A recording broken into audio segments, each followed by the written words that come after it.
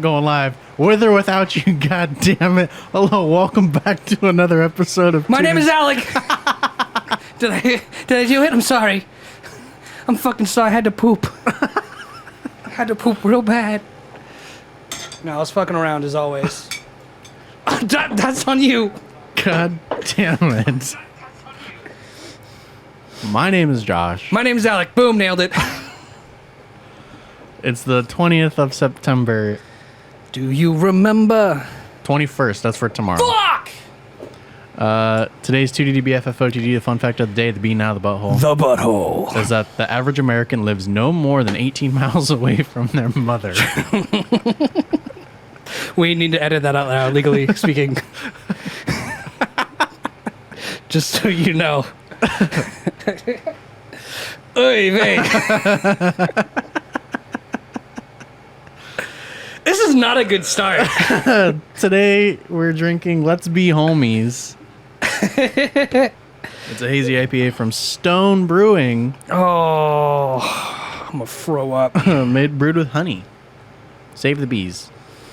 Yeah, I think that's what the message of this show should be. Just save the bees? Save the bees. Without the bees, we'd be nothing. Yeah, we'd probably be dead. We would be dead. Bees are like the #1 pollinators. I like the cap, the copy in the Red Bull punch tag. Having the stone devil in it. Mm-hmm. A lot of things with horns in the punch tag. Devils, bulls. Smells good like an IPA. Tastes good like an IPA. Wow, that is really good. That honey actually. I don't get any honey. I get that a lot actually. I didn't mix it. It's very, very sweet. You'll taste it at the bottom if you didn't mix it then. It's really sweet. The honey is really good. That is not something I would ever have expected. Just a quick upside down. Cool. The honey is really good. I like it a lot, actually.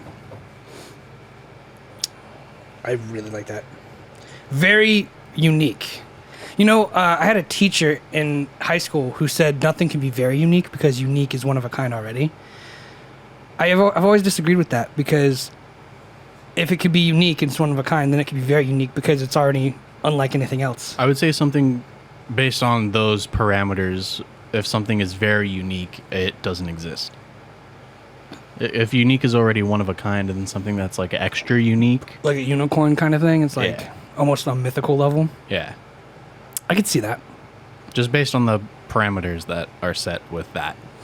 Yeah, operating within those parameters is a very keen part of those details. Anyway, happy late birthday to Josh, everyone. Hi, my birthday was yesterday on the 19th, Sunday. We're also a week into brewing our beer. We get to try it next week. Fuck yeah. And it's got no sunlight, right? No LEDs, no UVs. Well, it's got a little bit of light going right now, just based on how it's going, but just no acronym lights in it. It's not in complete darkness right now, because if it was, it would get too hot in there and ruin it. I check on it every day. Open the door, look inside. You sing a lullaby. I'm like, how's it going? It smells beery. Yeah, it smelled pretty good last time we smelled it. A couple ants crawling on the jar. Really? Yeah. That's not good. They were just like on the outside, just walking around. They can't get in? I mean, they can. It's going to be the fucking, the filter, whatever it is. They're going to be we're gonna have fucking bugs. Ant trap. It'll be fucking ant flavored. We'll call it the 2DDB Ant Trap. That'd be a cool name for a beer, actually. Ant Trap. I mean, if it tastes good, yeah. Well, that's the thing is like it's kind of like a prepackaged thing. So like, I'm expecting it to at least taste okay. Yeah, we followed the directions. We follow the instructions, and that's all you have to do. Yeah. So, however it turns out, It's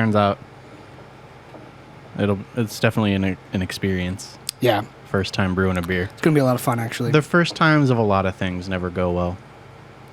It's not supposed to. I've learned part of the experience is fucking it up and then being like, you know what? If I care about it enough, I'll try again better next time. Yeah. So that's fine. They should include it with like a container that's not see-through glass so we could have it on the table. Yeah. I think... Yeah, I mean, I agree like with a that. Little barrel. They probably did some market testing, though, to where they're just like, do you think people would care. Like, they want it. People want to be able to look at it and be like, ooh. Hey, Even though they're like, keep it in the dark. either or. No light at all. Either or. Either or. Vice versa. Vice versa. Inga dinga dargan.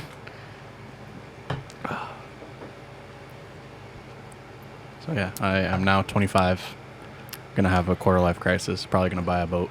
And you have a horizontal license now. I do. I finally graduated outside of a vertical license. It only took 9 years to get one. Did the lady at Bevmo say anything? Nah, the dude didn't give a fuck.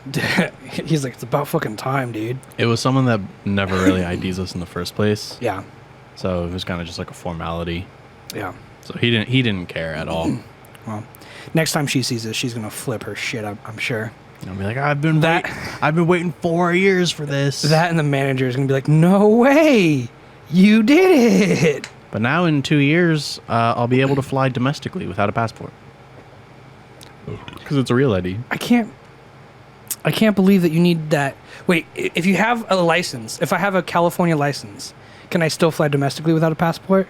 Because I never thought you needed a passport not to travel. until 2023. But I thought you never needed to travel domestically with a passport. what it is it's proving your residency. Mm-hmm. Proving you're a citizen. Yes. That's why you need the real ID instead of a passport. Because you Isn't a license the same thing? No, not necessarily. Mm. Because, I mean, anyone can just print out a license. That's why Anyone can print out a real ID. That's why fakes exist. Yes. Just But buy a library card because maker. you need a passport or like equivalent social security card, birth certificate to get a real ID. Mm. So that's why I just think it's dumb. that's why it works domestically. You can't use it for international travel. That's my point. It's just another way to tax people. It's just a shitty way. Like, How? It costs $35. yeah, 35 times everyone over the age of 18 who wants to fly a plane ever. What if the kids want to travel? You have to pay to get your regular license. I'm just saying, why make it like, if we could drive from one state to the next without a passport, why do we have to fly with one? You don't need a passport to fly. Well, what are you fucking saying? It sounds like you're By saying 2023, if you want to fly domestically in the United States. you need a real ID or a passport. Why? That's dumb. Just a fucking law they're making. That's a stupid law. It's to prove citizenship. I think it's just a way to generate revenue. That's shitty. Is it just in California or throughout the country? You know what domestic means, right? Anywhere in the United States. Bingo. So it's everywhere. Yes. I think that's a dumbass law, and it's by the federal courts. Can we look into that a little bit? I wanna Sure, if you want. Real- 2023 flight restrictions. for flight frigate. Real ID for flight. TSA. Real ID. Real ID deadline extended. Due to circumstances resulting from the COVID-19 pandemic, the Department of Homeland Security is extending the Real ID enforcement deadline. The new deadline for the Real ID enforcement is May 3rd, 2023. Beginning May 3rd, 2023, every air traveler 18 years of age and older will need a Real ID compliant driver's license, state-issued enhanced driver's license, or another acceptable form of ID to fly within the United States. So my license would work. I don't need the ID. I could still just use my driver's license. No, you need it to be a real ID driver's license. So I have to... I don't get that. What the fuck? What's the difference between a real ID and a driver's license? Real ID cards are marked with a star at the top of the card. If you're not sure, contact your state driver's license agency on how to It's obtain not a real just ID. a star, it's a bear. Okay, what the fuck ever, dude. It's a bear and a star here. You do not have it. Wouldn't hurt to check. It'd be in the top right corner. I checked. Okay, I'm Not letting there. you know. I have one. About enhanced driver's license. Michigan, Minnesota, Vermont, New York State issued real IDs and state issued enhanced driver's license, both of which are acceptable. So I would need to update my license, which is expired probably around that time anyway. Expires in... When does this shit expire? It's right underneath their date of birth. So 2025. That's dumb. So I'll need to get it done It costs literally nothing extra and takes no extra time to get a real ID. It doesn't cost anything? I mean, you pay to get your regular license too. Which is like $30, right? Yeah, the real ID costs $30. I think that's stupid. Why? Why do you need to prove that you're a citizen to fly domestically or internationally? It makes no sense. It's a fucking tax. It's a tax on people who want to fly. It's a tax on people who want to drive too. You have to pay to get it regardless. It's not just a flying tax. But why can't It's a driving tax. But why can't my driving tax that I've already paid cover it? Like I said, because that proves nothing. If I wanted to fly to Arizona again, I would get on a plane right now, fly to Arizona, no problem, no questions asked. Mm-hmm. But in 2023, May 3rd, I have to have an updated Real ID license or similar. Yeah. Why? The whole point of it is just to prove citizenship. Why do you need to prove citizenship to fly? Motherfucker, I don't know. I can't tell you that. I don't know what's going on in their head. That's what I'm saying. That's stupid. There's no way this isn't just... I don't know why you're combating it so hard. Because I don't want to have to pay extra money to fly. It's a hassle for me. It's no extra. $30. And I have to go to the DMV. The DMV is a fucking hellhole. I was literally in and out in 30 minutes. You woke up at 7. I don't do that shit. At noon. Did you? Yes. Oh, shit. Well, still. There's literally no excuse for anybody to not get one. You get all your documents pre-approved online, so you go there and they waste no time looking at anything. I just want to know why. The big answer is why. Why did they choose to do this? To get rid of illegals from flying. I don't know. Fucked up. But if I have the Real ID and I can fly domestically, can I not drive domestically? They said all the fucking illegals need to drive to where they want to go? You can drive domestically. You don't even need technically a license to drive. You'll just get arrested. Then you're not doing it legally. You need a license to fly. If you're 18. I just don't understand what your issue is. I don't understand why you're so for it. You're all gung ho. Because I have it. I know. You're like, fucking, I'm elitist. I'm an advocate Woo! now. Suck my cock, illegals. I didn't say that. Go back to where you came from is what Josh said. My name's Josh. I did not say that. I hate illegals. Oh, okay. It all came out of your mouth. That's what I heard. That's what the world heard. And you need to explain yourself. Us. Give me odds. give me odds, bro. 13. 13. You said it. 17. Oh, that was close. It's closer than whatever you were gonna pick. You can pick 2. I wasn't gonna pick any number. 2. I think that's a dumb law, and I want to know why. I'm gonna Google one more time. Why? Why do you need a real ID? Why real IDs? Why do you need? That's not gonna help me. Why we need sleep is the number one. Okay, why we need sleep, water, bees, a government gun control, protein, guns again, ethics, and the Electoral College. Welcome to America. What, does that look like shit to you? Am I tripping? It's just because it's yellow. Is there like a tint, like a nighttime tint or something? Probably. My computer's like broken. It looks like it's messed up. Anyway. It looks fine. Why we need sleep, water, bees, government gun control, protein, guns again. Why we need religion. Oh, whoops. Real ID. A real ID is a driver's blah blah blah blah blah blah blah blah blah blah blah blah blah blah. It is acceptable for blah blah blah blah blah blah blah blah. Nope. What is the real purpose of the Real ID? Real ID allows compliant states to issue driver's blah blah blah blah blah blah blah blah blah blah blah blah blah blah blah. We are determining your documented or undocumented individuals. It is for sure to get the illegals out. They're like, we don't give a fuck. Not even out. We need a bear with a branded ass with a star. At least for California. At least no, it said everywhere. Well, not everywhere has a bear. Okay, obviously, but just us.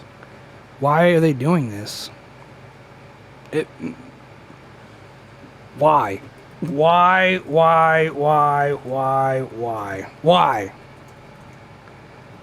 Homeland Security FAQs. Real ID frequently asked questions.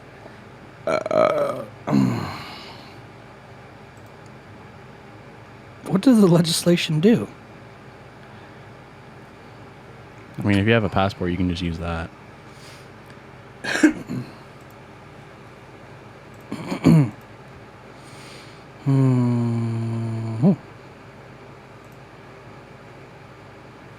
It just tells you how.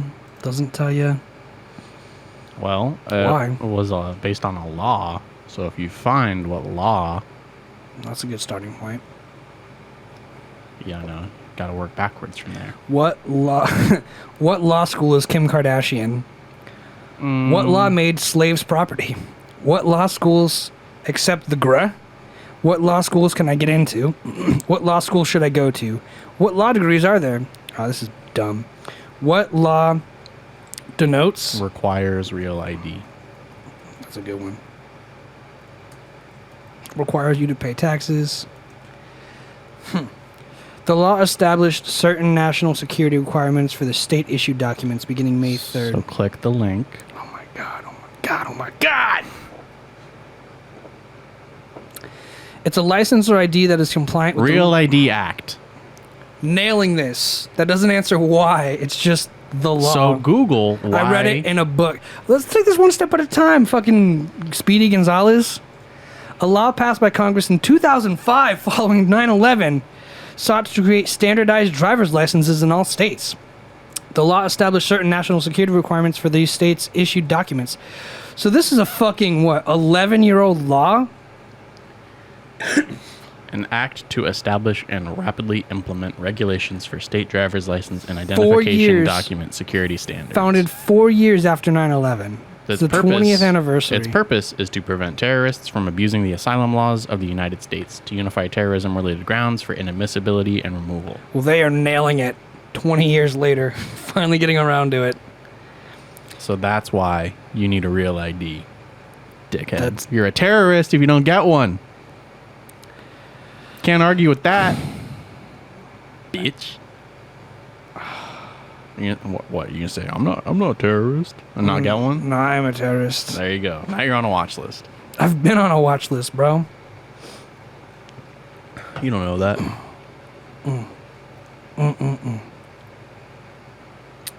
That's some bullshit. See what happens when you actually fact check stuff? This doesn't give me a good answer. Literally, it's right here. It's not a good answer. Establish regulation standards to identify document security. Why do we pay taxes? 9/11. Hey, why do the bees and the birds have sex? 9/11. Hey, why does hate and rape and Soldier Boy exist? 9/11. 9/11, 9/11, 9/11. That's literally 9/11. Everything's 9/11. That is the 9/11 reason for this. 9/11. Yes, it is. 9/11. In this Happy case, 9/11. In this case, Happy fucking 9/11. You're the worst. 9/11. How is Are you that? done? 9/11. Now I'm done. I don't know what your issue is still. Especially Soldier Boy. Yeah, I'm feeling that. Okay, look, it's just, it doesn't tell me why. I mean, here's the, okay, look, stop. Me too, stop. And begin. So, I asked why. We don't have a lot of viewers, do we? Anyway. We never do. Hey. I couldn't. They said it was to prevent terrorism, but No. Well, you're missing the second half of that. what's the second half? From abusing the asylum laws of the United States. What are the asylum laws of the United States? This is going to be a fucking rabbit hole of what's it called? Well, that's why we have a whole bunch of refugees from Afghanistan. Oh, so they're like, we're going to end the war and take a bunch of people from Afghanistan into the country, and none of you guys can fly. That's what they're saying. That's what they're doing. Asylum has two basic requirements. First, asylum applicants must establish that they fear persecution in their home country. Second, applicants must prove that they would be persecuted on account of at least one of 5 protected grounds: race, religion, nationality, political opinion, or particular social group. Isn't it persecution to be like, hey, you could be asylum seekers in the United States, but you can't fly based on your nationality and the fact that 9/11? No, I mean, you can still come here. You just can't fly. Unless you become a citizen. That's shitty. Fucking drive if you want to. That's my point. You can still drive domestically, but all of a sudden, Go ahead. we get all these Afghan refugees, and they're just like, shit. I mean, they still have 2 years. Now's the time to get that 2005 law into fucking swing. It was done before because that. we don't want them to fly. It was done before that. But what you've so clearly pointed out was they're realizing, hey, we don't want these people to fly. And it's not only going to affect them, it's going to affect every other minority who's here without a visa or proper documentation. I mean, the Real ID was effective in 2008. But the law was passed in 2005. Right. 4 years after 9/11. Sure. And in 2021, they're going, hey, you know that fucking Real ID thing? All these Afghani To be fair, it was... refugees are coming in. We should they- make sure they can't fly. That's not at all what happened. But it is what's happening. It might not be No. in the head notes, but it is in the liner notes. I think you're just using that to kind of I'm trying to further- understand why. So... Because it doesn't make any sense, and this is the only thing I'm seeing now that's like, oh, that could be their motive. Okay, but I mean, thank you, Wasabi. Real IDs have been out for like 3-4 years. Like, they're not necessarily new things. They've been out since Donald Trump was president. No, but they weren't enforced until the end of the Afghanistan They war. had that timeline already set. In 2005.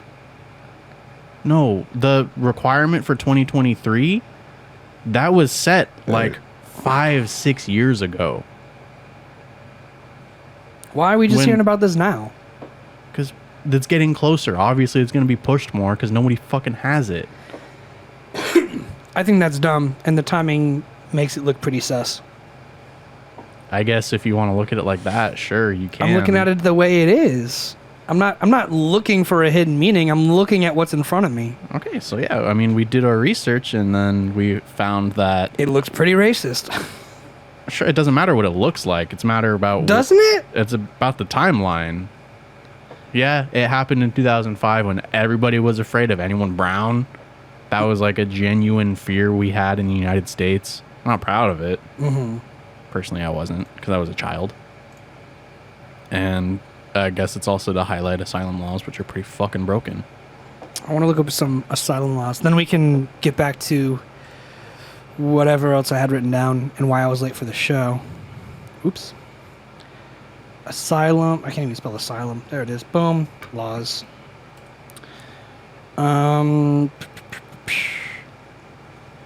going to read some tweets. Should I just read the tweets? No. I just want to read the tweets. Read the tweets, but it's not anything to back. Molly O'Toole says, reminder, under U.S. law, migrants have right to claim asylum at border however they cross. Ports of entry closed almost exclusively to asylum seekers under public health since March 20th, and effectively long before that MPP master metering. Some have waited years to do right away. That made no fucking sense. Why is that shit being blasted Okay, so on let's Google? look at it in the sense of Boruto, right? We got Amado. Why are we looking at the sense of Boruto? Because Amado wanted asylum in the Hidden Leaf Village. And he got it. Yeah, based on strict demands, he was going to kill Shikadai's son. So we should just find all the people from Afghanistan But that doesn't mean- who are willing to snitch on the bad people from Afghanistan and give them asylum. That doesn't mean he's a citizen. But that's the deal that was made. That's just saying you can be here safely. That just means They gave him all the citizen. They made him a citizen. they gave him asylum. They gave him the papers, giving him all the rights of a Leaf citizen. He didn't get citizenship. That was the He deal. was granted asylum. He was given the papers. He said he wouldn't give the full Asylum. He said he wouldn't give the full information until he got papers, until it was in writing that he was a citizen. They didn't say that. Fact check me. That's that not was what, how it happened. That they granted Naruto him gave it to him. asylum. Naruto gave him And the papers, granting him You're so fucking annoying to argue with. because I'm right and you're wrong. not. You are not. They did not make him a citizen Then pull up the of video. the Leaf. Pull up the episode. Naruto gives him the papers, and he becomes a citizen of the Leaf. That's literally just papers documenting his asylumness. Asylum ship. Asylum status. Asylumness. Boruto. Jesus Christ.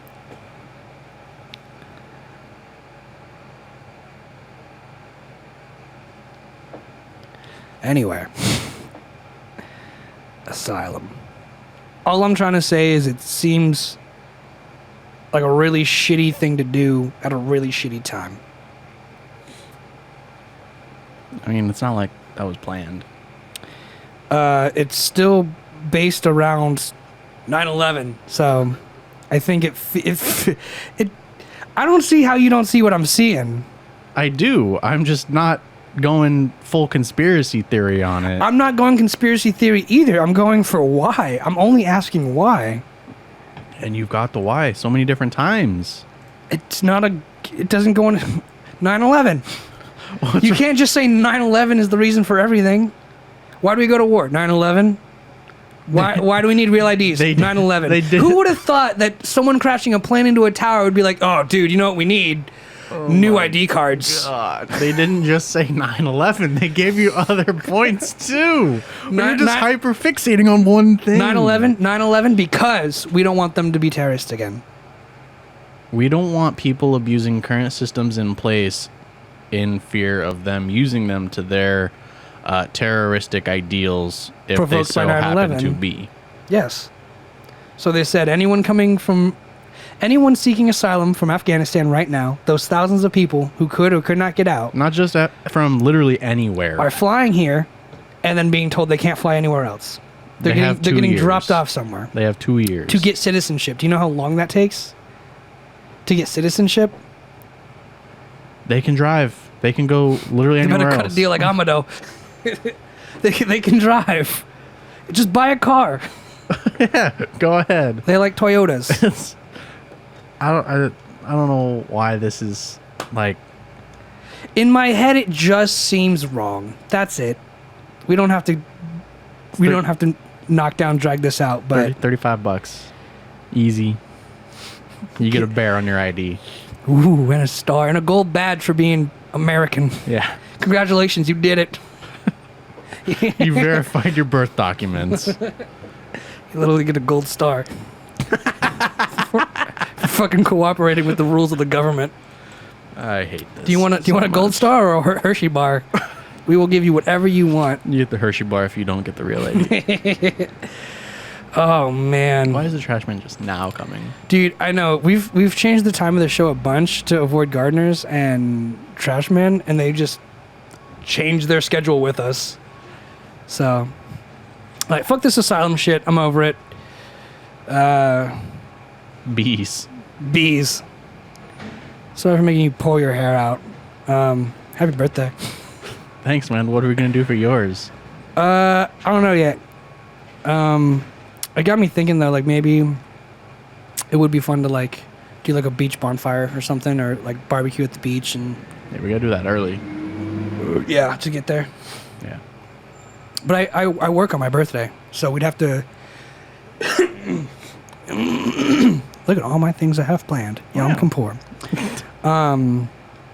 This is a surprise. Don't say that. How is that a surprise? Because that person doesn't know about it. Okay. So it'd probably realistically be like a Monday or Tuesday next week, because I work the rest of the week through Sunday, so I wouldn't be able to do anything until Monday or Tuesday. But Yeah, I gotta record a speech tomorrow. oh, you do? Yeah. All It's right. due on Wednesday. I'm gonna watch them on Thursday. Nice. Everyone's still jealous of your shit. How's that group project coming? It's going. We have stuff due tomorrow, end of day. We have to do our SWOT analysis. Strengths, weaknesses, opportunities, and threats. Terroristic analysis. attacks. Nah. It was right there. Strengths, weaknesses, opportunities, and terrorist attacks. threats. Threats are terrorist. Fucking Yeah, we market terrorists. My strength is I'm a fucking red, white, and blue blooded American. My weakness is that airplanes, my attention span is weak, and my T is terrorist attacks, 9/11. My way to combat terrorists is the Opportunities, fucking real IDs. strengths, weaknesses, opportunities, threats. So you spelt SWAT Yes. with an O? Yes. Swooped. Oh my SWAT. god. Semantics. It's a marketing thing. Get mad at marketing people. I'm mad at everyone right now. I had caffeine this morning. I forgot this show was happening. Cause let me talk about that for a second. I'm fucking ahead. going off, King. Go ahead. I told you. If I roll a 20, you stop All right, immediately. but I get a tissue either way. So I'm gonna be rolling the whole time. I got a 20-sided die at work, cause it's for fun, and so now we're gonna use it on the show all the time. So I told him if I rolled a 20, he has to stop talking, and then he can roll to talk again. But I want to do it in the middle of him talking. So then anyway, I was like, what? And then you were like, huh? And I was like, yeah. So and you were like, So you got here pretty late this morning Yeah. because you forgot the show was existing. Cause Existing. what was going on in your? So basically, I've been meditating, and this is the part where you roll the dice. And here's what I've been meditating on. I wanted to, hey, fuck you. It was an 18. That's pretty I know, fucking close. but it wasn't close enough. I've been meditating on this idea of like I want to relax and like cure my anxiety a little bit, and I've been really focusing on like helping my anxiety go down. And one thing I realized is people I work with, people I have worked with, people I interact with don't care. They just are shitty people. And I wanted to be a little more shitty, but not in a way that hurts anyone, just in a way that when I make a mistake or do something wrong, I don't feel like the bad guy. Just like caring in general. Yeah, well, like, let's see if I was late to work. I think you've probably noticed, like, I've been a little later to things now, like when we kick it casually. not obviously last night was not a good example, but I've been working really hard on being like, don't leave an hour and a half early because it only takes 30 minutes to get there. Like I've been really focusing on that aspect of like showing up too early, shit like that, and not worrying about being 5 or 10 minutes late. Because luckily right now I'm at a job that like it's not make or break if I'm 5 or 10 minutes late. But also just I want to not wake up and like feel panicked or rushed or hurried when I do anything. And today was the first day that was actually put into practice unconsciously. So I feel like I might have took my first step into being like, oh, like you don't need to worry so much about the time anymore because like something that you do all the time routinely slipped your mind and everything still was okay. Like I was late and that sucks because we had to figure out the beer situation, but at the end of the day everything did work out fine and everything's fine. Yeah, I mean it really doesn't matter if you get here at like 1 or 12:30. I could show up here at 2:50 and it'd be okay for the most part. We'd have backup beers or whatever. I mean, as long as we got beer prep beforehand, it Yeah. doesn't matter. And that's what I'm It really saying is doesn't like, matter. and that's what I'm saying is like We'll start watching One Piece without you. yeah, exactly. But that's like one of the perks of all the beer cools. We watch a little anime. But my main point being is like I wanted to be a part of this show. I wanted to do this so badly because I wanted to have fun without it being like work. And like for like a few times I'd wake up and I'd be like, oh, gotta go. Like, all right. And I was like kind of dragging ass. And like just today I was like, oh shit, like it's fun again. It feels brand new again. And I like that. And I never wanted to lose that, you know? And it felt like I was, and then it's like back again. I'm like, that's it. Like as long as we're still having fun, I'm having fun. Do you ever feel like it's a drag because of something I do? No. I feel like it drags because of me. I feel like it's my fault. And that's... Yeah. What? That was a joke. That was very hurtful and the wrong time when I'm confiding in you. I guess cheers to committing to it. Yeah, I'm funny. No, I do not feel like it drags because of you. I feel like it does have some ebbs and flows though, right? Like some days are really, really good days and I always take out my headphones. I'm like, that's a good show. Other days I'm like, oh, let's just go fucking eat. And I think a lot of it might be because of my routine. I wake up, don't get any food in my system, don't have any energy, and then I come here, drink, and I'm like, oh, I feel like shit. Mm-hmm. So I think a big part of that is like my lifestyle and diet. And then just kind of always wanting to entertain and perform, but like now I'm doing it like on an empty stomach, and you know, it affects me. And today I'm having a great day. I woke up, not a care in the world, and then I got some food, a little bit of coffee, and now I'm fully energized, and we're all witty and arguing again. And this feels like it felt when we started, and it's fun. And that's it. And someone said some nice things to me about the show, and it really boosted my confidence. And I realized I was reminded that the show is supposed to be fun and not too serious, and that when I am hard on myself on those days, I should just chill out and drink a beer and hang out, because that's what it's about. And I was losing sight of that for a little. I'm just pointing to them. Oh, and I was losing sight of that for a little bit. I was like concerned because like I'll just be real. I was like, shit, our regulars don't show up and talk in the chat anymore. And I was like, are we boring them? And I felt like I was letting people down, because I felt like we had the obligation to entertain them and give them a good show. And like, well, I think that is like part of the equation.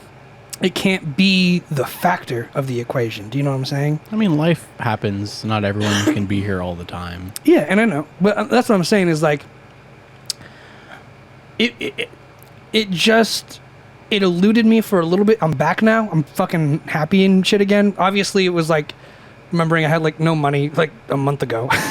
Like shit was bad like a month ago. I had no car, no money. Like I was in a ditch. Depression. Yeah, like maybe that played a part. I don't fucking know. But at the same time, like shit is really good for me right now again. And now I'm hoping that kind of boosts the mood and morale. And like even though Ghost Hand or Plant Daddy's not here, like I still know they're out living their life, doing their thing, and like it's not always about catering like to them. It's about just like being here, which is what I said, like having a good time and like talking and hanging out and like. And if you guys watch it after the fact, hello. Yeah, and if you guys do, hello, and thank you for being fucking so loyal and ride or die from the beginning. Really appreciate and love you guys. But I was just going through some like weird emotional shit, and like that's it. And make sure to flip it. Yeah. And yeah, I don't know, man. It was like I just got a really good reminder of like, hey, it's gonna be okay. It's like a fun, stupid show, and if that's all it is, then that's it. Who cares about the ebbs or the flows when it's still flowing? You know? I don't know. I got all fucking weird and wax poetic, but I'm happy again. I added a new product to the store page. What'd you add? A beanie. An embroidered Ooh. beanie. It's actually going to be here today. By the way, I washed my 2DDB shirt for like the 4th time, and the logo is still pristine. So this t-shirt company for sure makes the way to go. Way better products. I don't know if they charge more or what, but It's a little bit more expensive. It's like $2 on each product. But it's for sure worth it because it has not faded. The texture has not gone away. It's still nice and dark where it's black, and it's still blue and yellow where it needs to be, and the other one's faded and washed out after 1 or 2. This is the 4th time I washed it, and I washed it with like detergent and fabric softener, like the whole works. And then I did it on like a heated dry hot water, which is supposed to run it out faster, and it's still kicking. So yeah, I like this product a lot more. I replaced my tank top. Did you? I haven't worn it yet. I'm washing it right now, but yeah, I got another round of samples. I got the beanie coming. I got a new mask coming because I just want to replace that, and I want to see how this one is, and then the tank top. Okay, yeah, man. Just way better. What's the name of the service we use again? Printful. Well, thank you, man, because you guys are fucking doing your job, a quality job. It's also way faster. I ordered it one day, and I got the tank top literally 2 days later. Yeah. Teespring would have been like 14 days. Yeah. Teespring is like, it might be a little cheaper, but it is not worth the products. And, while I'm on this tangent, can I just go a little bit further? Hang on, I'm going to drink some of this beer. You mean you want to go even further beyond?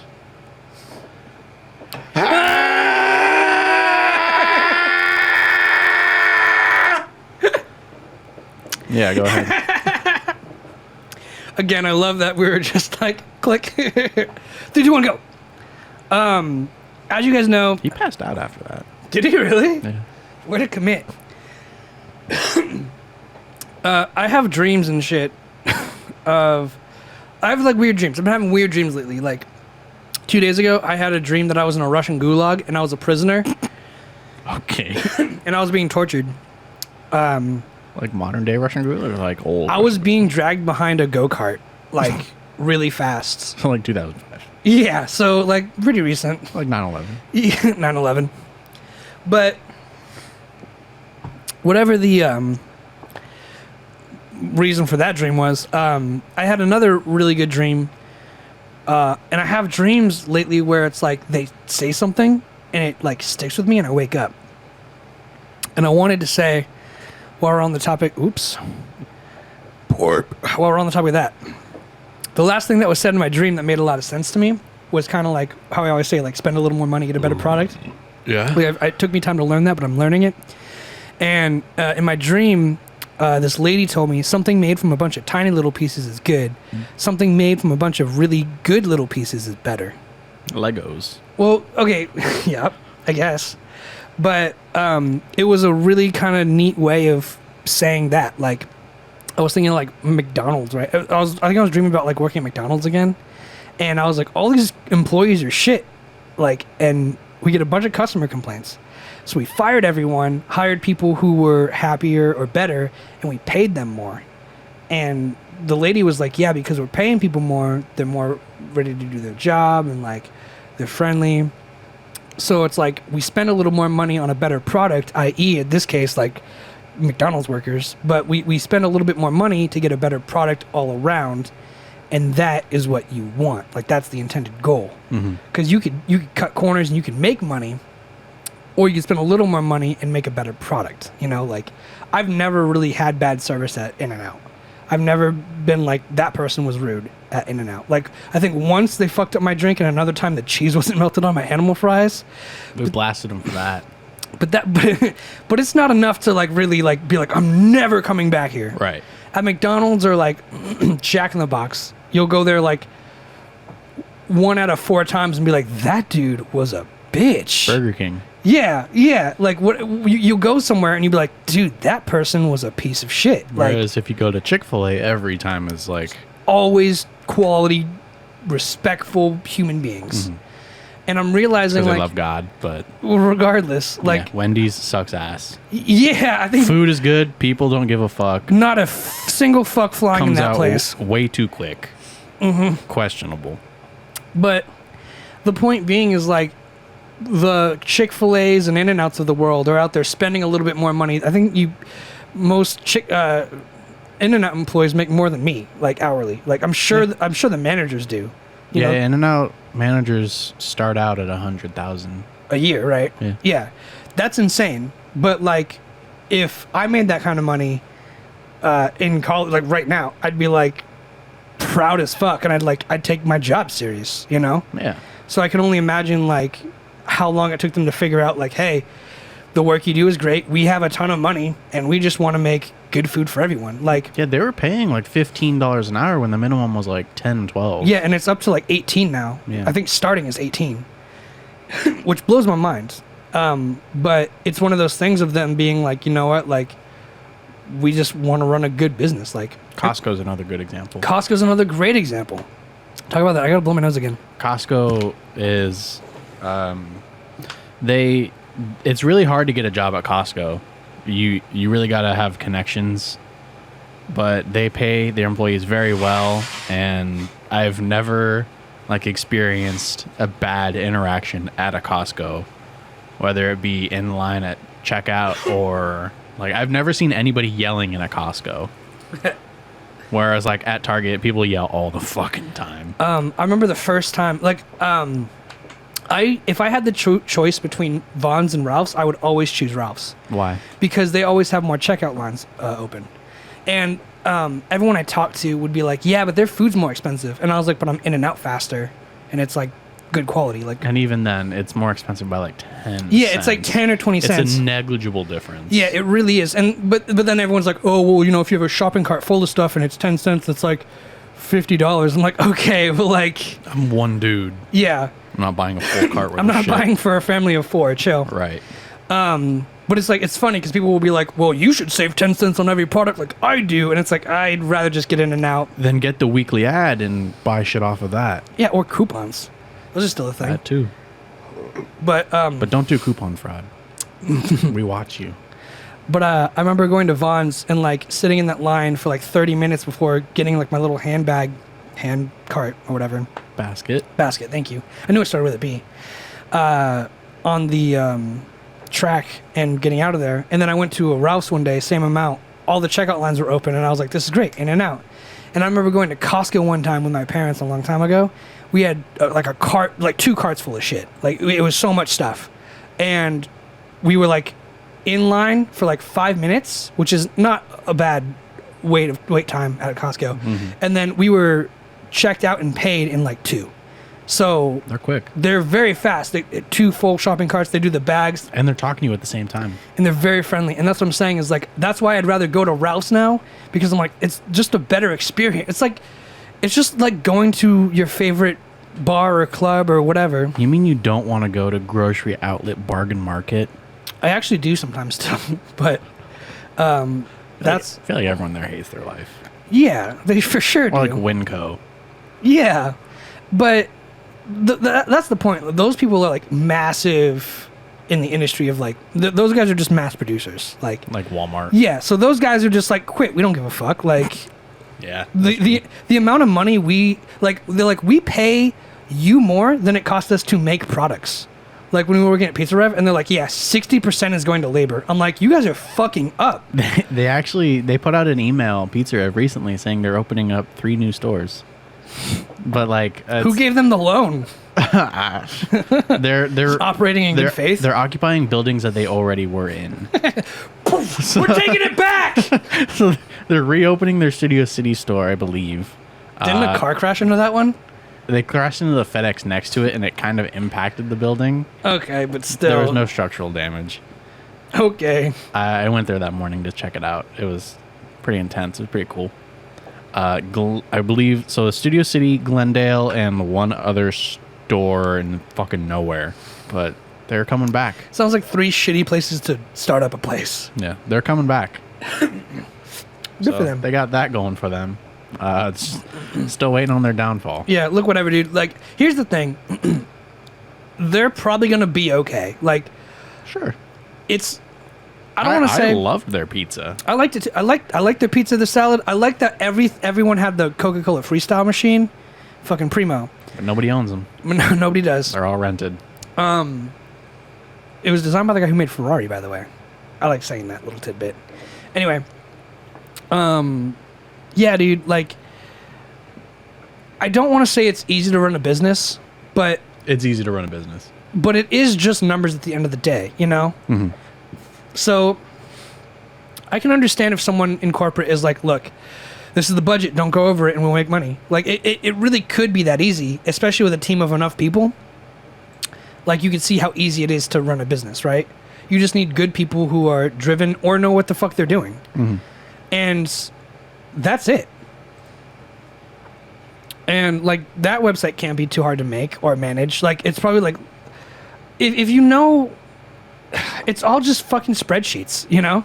It's like a video game. If you have to, like, manage your...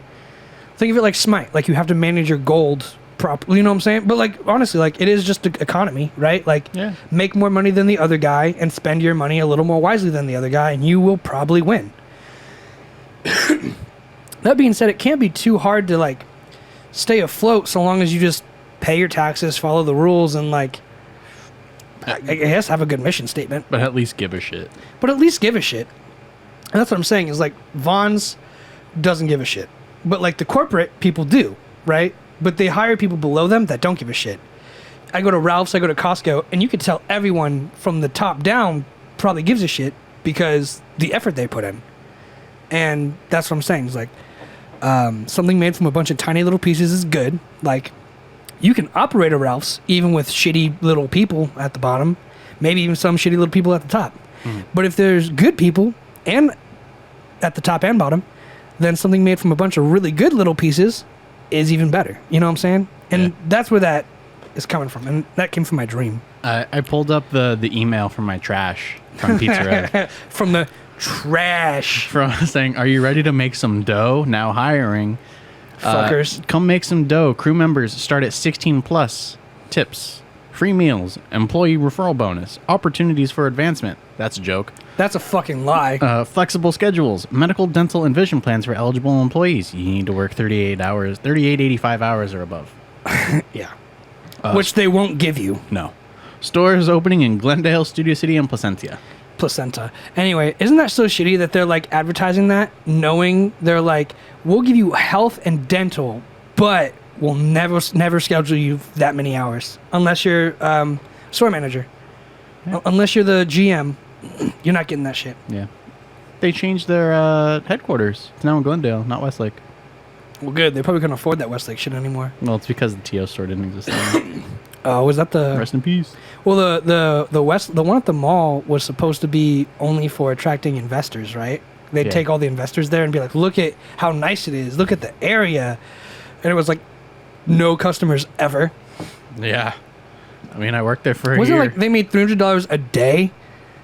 On our slowest days, it was like $800.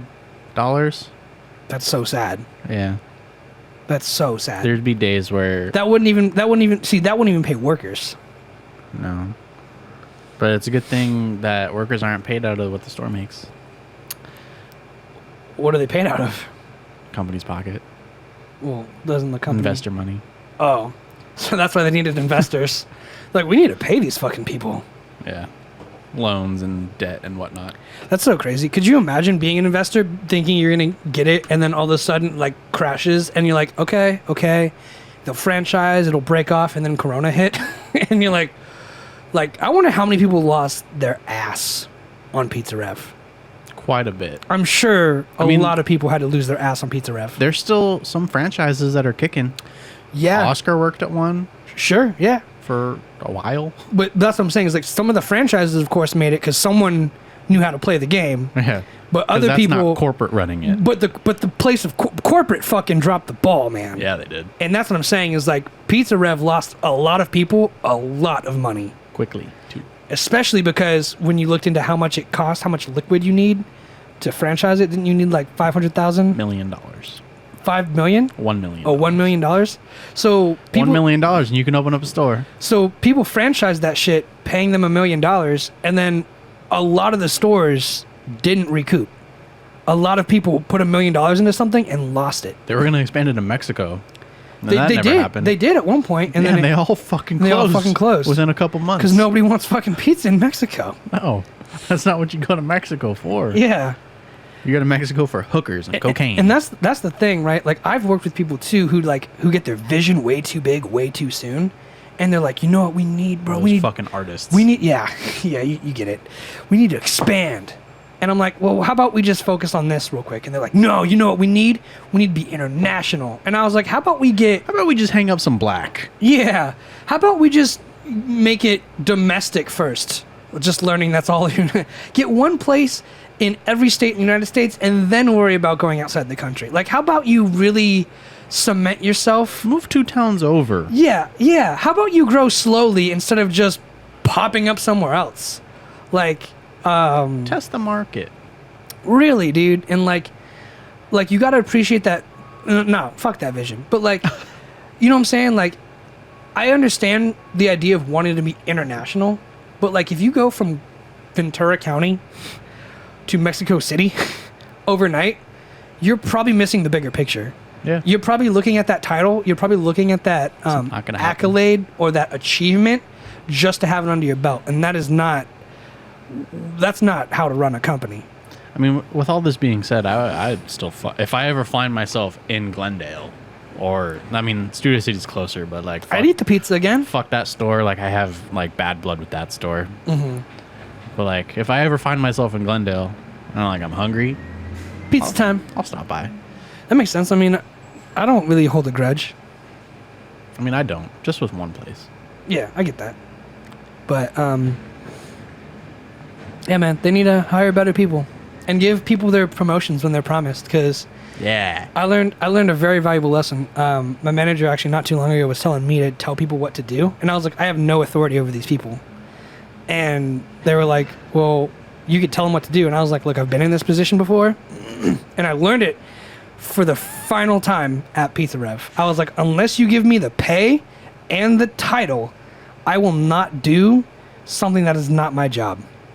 Because I've learned it's just gonna make people hate me. It's probably you just taking a shortcut to get me to do something you don't want to do. And second of all, like, I'll be the fall guy. Absolutely, I'll be the fall guy because 100%. Because I'm stepping out of my lane, and that's bad. And I don't know, just taught me to be like, you know what?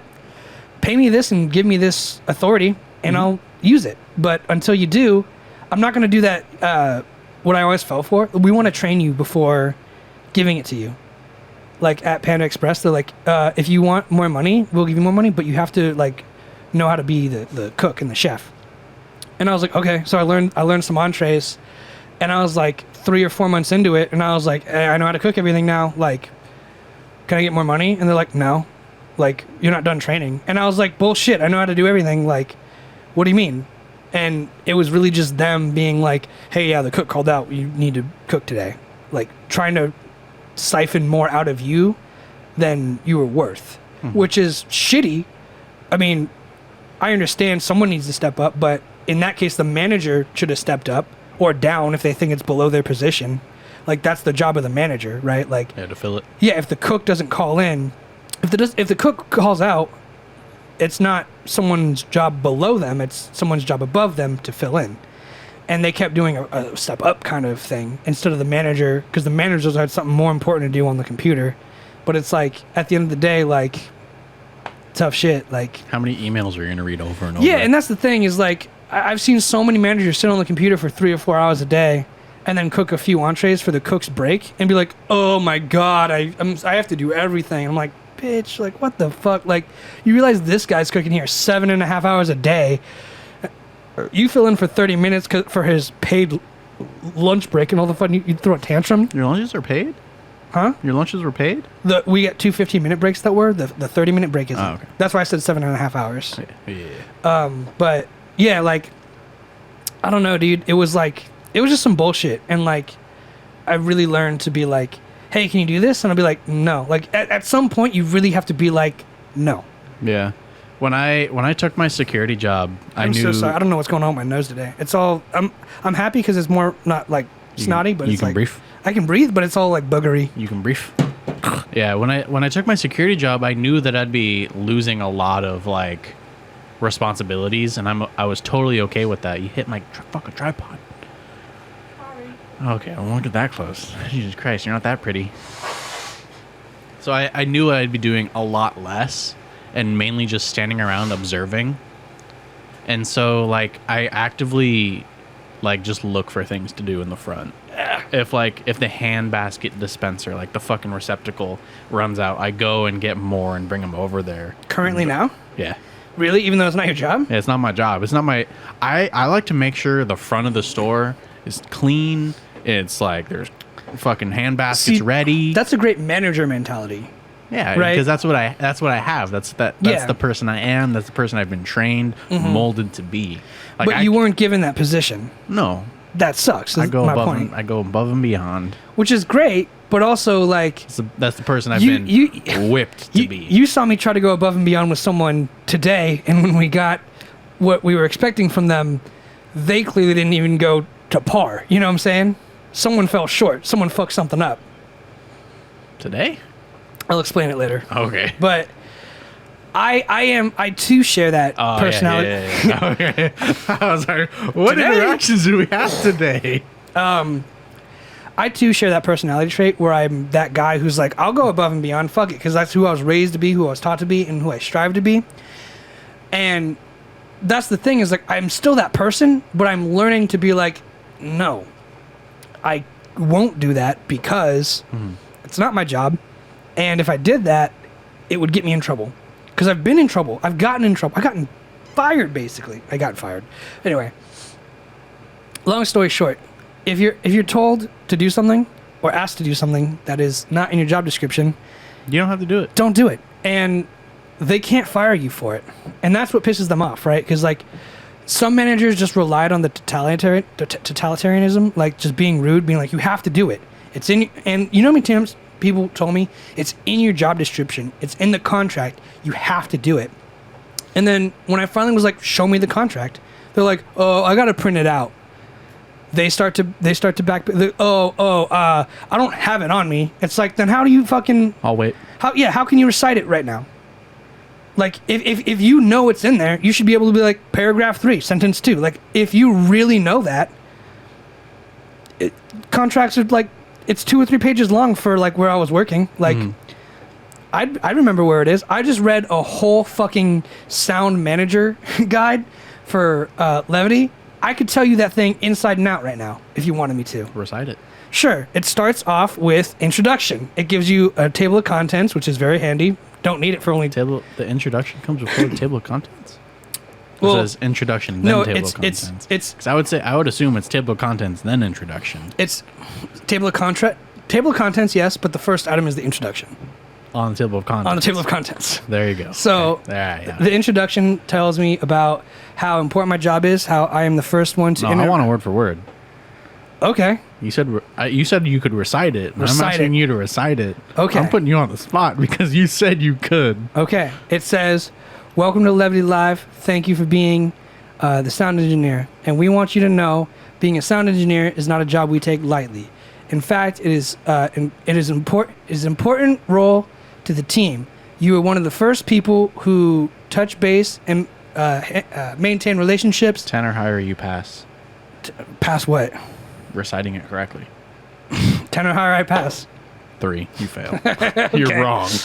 Okay, it's not probably verbatim, but that is the first page. It's saying you're the first one to interact with the talent, and the first page is essentially saying that I have to get to know the talent.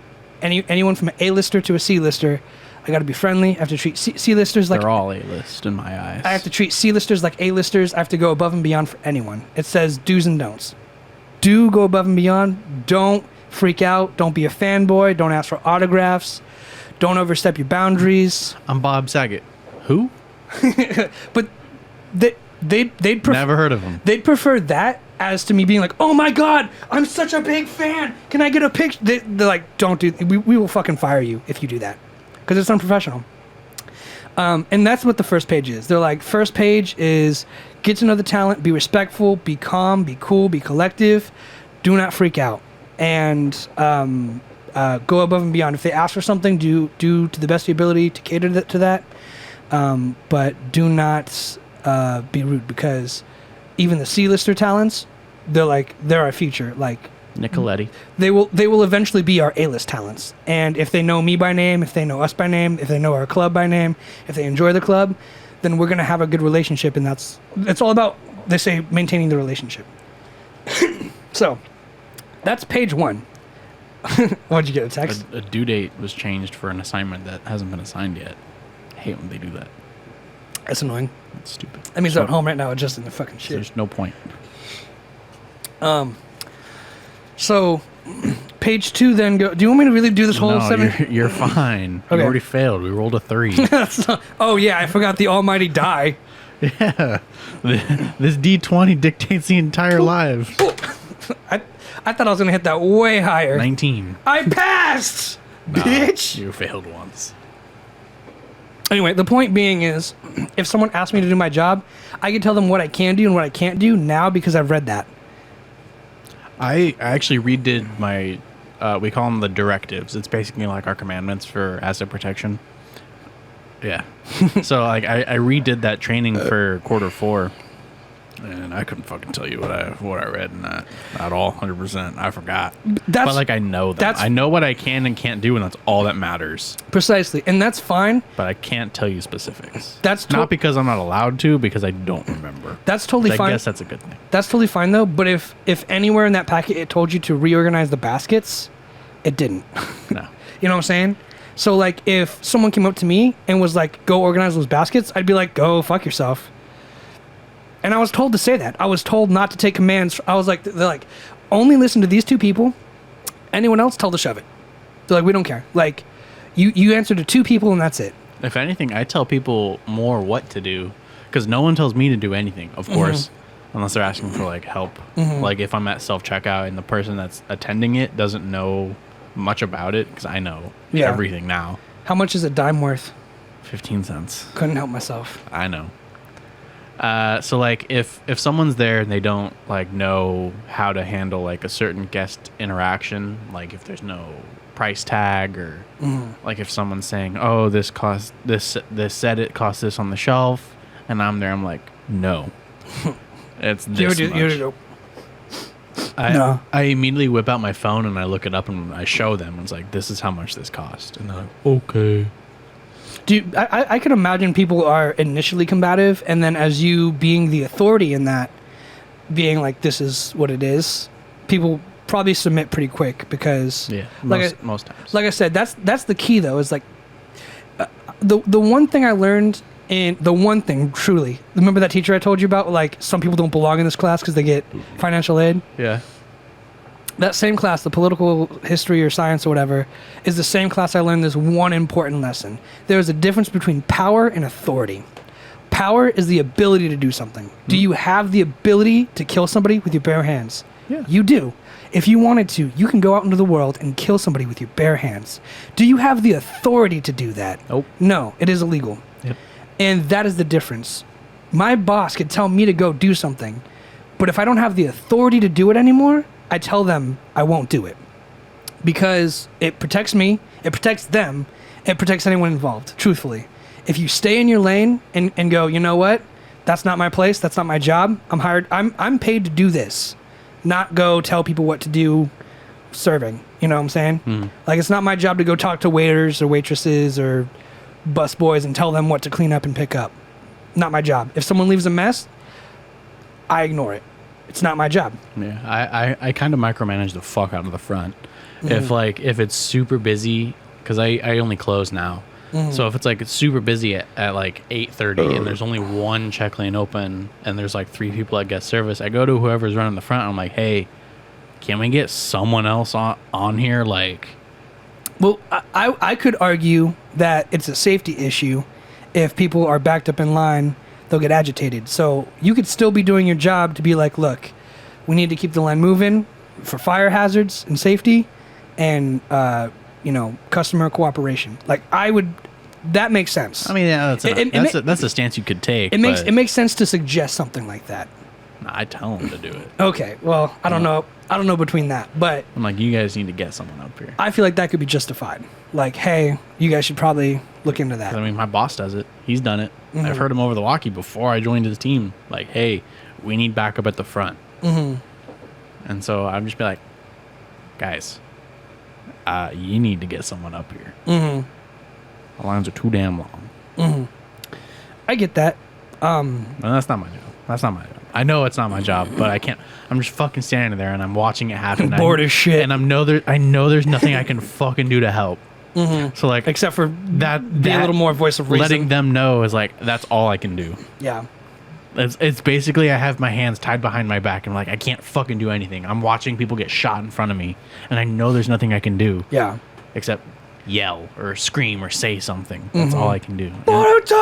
And it kind of sucks, but but it's the truth. I like having no responsibility. It's the truth. I remember my first day at Panda Express. I was like, this is dope. I don't have to deal with customers or anything. I'm like cooking some chow mein. And this woman comes up. She like walks behind the counter into the kitchen where I'm at. And she's like, excuse me. And I turn around like, hello, yes. She's like, I want a refund right fucking now. This is the wrong order, blah, blah, blah. And I was like, I can't help you with that. Like, and it was literally my first day. And I've been yelled at before, so I wasn't like tripping. But like, I was like, damn, like, what are the odds on the first day? But I was like, I don't know. This is literally my first. I don't know what I'm doing here. Like, if you asked me for I couldn't give it to you if I tried. Like, I have no idea how to do that. Like, every store has its different policy or different buttons or whatever. Right. And then my manager came up and he's like, yo, get the fuck out of the kitchen, like, going off on her. And I was like, that's cool. Like, that's authority. the GM could cuss at customers and be like, get the fuck out of here. Like, they're allowed to do that at that point. Yeah. But I didn't. And I just stared at this lady, and then she was like, fine, fuck you, blah, blah, blah. And then my manager was like, hey, man, you handled that really well. And I was like, yeah, thanks. Like, I didn't do anything. I didn't do anything. And he's like, that's kind of the point. Like, a lot of people probably would have yelled back or said something, and you didn't. And like, thank you. And I was like, yeah, man, like, cool. But like, it wasn't my job to essentially yell. That lady deserved to be yelled at, but by somebody who could take the fall for it. Mm-hmm. If I yelled at her, she'd be like, this bitch, Alec, yelled at me. Calls corporate, blah, blah, blah. I'm fired for yelling at a customer. Where if the GM does it, the GM could be like, yeah, she walked into the kitchen and put hands on one of my cooks. See, that story goes a little bit differently now because someone with the authority goes, I had to protect my worker. And it's so funny whenever I touch your foot. Whenever everybody says like, I'm gonna call corporate, we actually, in my line of work, we want them to. Why? Because they're not gonna do it. We actively give them the corporate number, and we're like, hi, I'm Josh. Here's the corporate number. Go ahead. Mm-hmm. Because we know they're doing something they shouldn't. Mm-hmm. And if they're gonna make that big of a scene, they're gonna shoot themselves in the foot. We're like, go ahead. Yeah. Here it is. Go crazy. And that only makes you look stupid. That only makes you look more professional because you're like, look how crazy they went off on corporate over us stopping them from sticker switching. Yeah, because 9 times out of 10 they say they're gonna call and they don't. And that's the crazy thing, man. Is like a lot of that is still just like mind games and threats. It's the customer always right mentality. That people toxic as fuck. People try to flex, and it's like we're like, okay, but when they know they're wrong too, and we're like, here it is, go ahead. I'm wearing a name tag. My name's Josh. Go ahead. my name's Alec. I'm right behind you. Who the fuck is this guy? I saw a video on Instagram today. It was like a girl hit some guy's Tesla, and he was recording her, and I was like, what the fuck? Can I get your information? She's like, I didn't hit you, like denying it, and I was like, you've clearly like hit this guy's Tesla and like bent his wheel. And she's like, oh, that's not a lot of damage. And I was like, people like you are the fucking worst because there's so many of you who would like be in that situation and have that mentality of like, I don't know you shit, even though you're in the wrong. And like, I've been in a car accident before. The insurance wouldn't care too much. It was like in a couple. Huh? You've been in a couple. I've been in a few. Yeah, I've been more than a few. The point being is like, the car wasn't total. It was a dent. The insurance would have been like $500, and your deductible would have gone up like $20 a month. You probably just pop it out with a dildo. You probably could. Suction cup or a plunger, rather. You probably could, and that's why insurance is there, right? So you could be like, oh, like, here's my insurance. And here's the thing. Don't admit fault. If you like at the never say sorry. Best case scenario, just be like, are you okay? Here's my insurance. And then tell the insurance what happened. I don't know. I was parked. You know what I'm saying? Like, handbrake was up. Like, that's the thing. Like, first of all, you're lying to the wrong people. Mm-hmm. If you really wanted to play that game. But now you're just being a piece of shit on video, and it's like, that's no evidence against you. I don't know, dude. I think people are stupid and selfish and the worst all the time. Would you ever go back to working at McDonald's with your current skill set? It'd be a step down. Because sure, but like I was thinking about it when you were talking about it, and I was like, yeah, in your dream. Yeah, and I was like, I dream about working at McDonald's a lot. Actually, it's still a big trigger for me. Because I was thinking about it, I was like, damn, like I could do so much more. Yeah. Like now. Yeah. Than I could when I was 18. I'm sure if I went to McDonald's and I applied as a manager, there'd be a good shot I'd get it. The thing is, Ghost Hand. For some reason, it reminds me of those videos of people being run over in China and everyone ignoring since the laws say if you help someone, you are legally responsible for them. What? That's shitty. That's like the you guys know the Good Samaritan law. Like if you see someone drowning, you have to go help them. Or like bystander. Yeah. Laws. That's what I think. That's a terrible law. If I saw someone drowning, sorry, none of my fucking business. I'm so sorry, but like, because if you go to help them, they could say I'm that going you to drown. sexually abused them. Okay, maybe, but it groped me. If I help someone drowning, I'm not a strong swimmer. You shouldn't count, like, if there's no lifeguard on duty, you're swimming at your own risk. You know what I'm saying? Depends on the area. I don't know. I'm just There's saying. no Like, lifeguards at like a lake. or like most community pools. I'm just saying, like, I'm not a strong swimmer, and like, even though I'd want to, I really would, like, I wouldn't want to see someone die or get injured. Don't be the hero. But I know for a fact I couldn't save them, and I know that I would probably die in the process. We'd probably just both die. They're like, what happened? I don't know. They drowned each other. So let's say you're walking down the street, right? You're on the right side, right? Someone on the left side going towards you. So it's a 2 lanes. Got right? it. We're going like this. You're on the right. They're going this way. They hit like a head-on collision. Mm-hmm. One of the cars catches fire. You're just like right across the street from it. Mm-hmm. Do you go help the person in the car, or you keep going because it's none of your business? That is a little different, and I'm strictly speaking because I'm not a good swimmer. I would probably. It happens in the ocean. The car's on fire. It's in the water. Fine God. You swim down, break the window, get them out. I can't do that. It's still on fire. I don't have that capability. I'm not physically capable of doing Okay, that. so now we're on land. Head up. Car's on fire. You're right there. You're the only person around. Split second thinking, I will at least try to go open the door and drag them out. If not, call paramedics or fire. I think, yes. On the phone as you're fucking cutting them out. I don't know. If I can't, I think I'd give it a really quick attempt. If I'm being completely honest, I would hope I'd have the balls to be like, goosh, drag him and throw him out, because it's gonna explode probably. So I think in split second thinking, I would probably do. I'd hope I'd have the balls and courage to go attempt that. But if I was unsuccessful for more than 2 or 3 attempts, I would immediately get to safety and call the professionals. You know, like. And Ghost Hand, that happened in the Incredibles movie. People who try to suicide will sue you if you save them. Yeah. That was literally the Incredibles movie.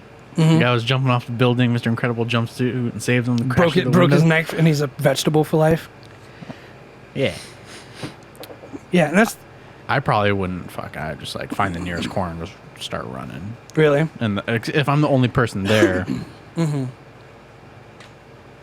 Yeah. no one saw me. Yeah. Well, that's the thing. Like, I don't think you should be guilty of that either. Like, if you saw a car accident or something like that and saw that catch fire, I think it's perfectly justifiable for you to run for your life in hopes of maintaining your own safety and well-being. Because if those cars did explode, if even debris flew and hit you, cut your eye out, whatever happened to you, like you should be perfectly allowed to be afraid for your own safety, even though it's someone else in danger. Like, you shouldn't be responsible for them. I think it's a dumb law. And like I said, like I'd hope I'd have the courage to go up and try to be a hero and save someone's life. I like to think that'd be the case, but the reality is I don't know how I'd react. Is there a doctor on this plane? Yes. Yes, I have a doctorate in music theory. What the fuck are you gonna do, dude? I know basic CPR and mouth to mouth. We don't use mouth to mouth anymore. Fuck. Shit. It's a guy. Fuck. I don't know mouth to mouth. Yeah, I don't know. I don't think. The only time I would ever be a hero is if someone walked into my target and started blasting. Mm-hmm. That's the only time I'd ever try to be a hero. And that makes a little bit more sense because, like, one, it's my job. You work there, and it's like my job is safety. Yeah. Safety and security. And Yeah. if I can't do that, why am I working there? Exactly. Like, that is the one thing. But we're also told if someone starts blasting, run. Run. Yeah. But I'm like, no. I'm gonna tactically do this. Mm-hmm. But I don't know, man. Like I said, like, I don't think it should be a mandatory thing for you to save someone in danger. Like, I think that a lot of the time we'll get just more people killed, which is why in like store shootings or bank robberies, they're like, don't be a hero, give them the money, give them what they want so they leave. Like, it's a lot cheaper for us to just insure the money than it is to pay for your funeral. And as soon as they turn around, boom, grab the gun, boom, get their neck, boom, break it. You're gonna do just fine. There's obviously a couple more steps in there, but Yeah. You start hiding the body. The police are like, "What happened?" You're like, I don't know. I blacked out." The police are like, "Did you save this?" You're like, "Did you save the whole target?" You're like, "Yeah, I guess I did." "You're a hero." You're like, "I was gonna murder this guy."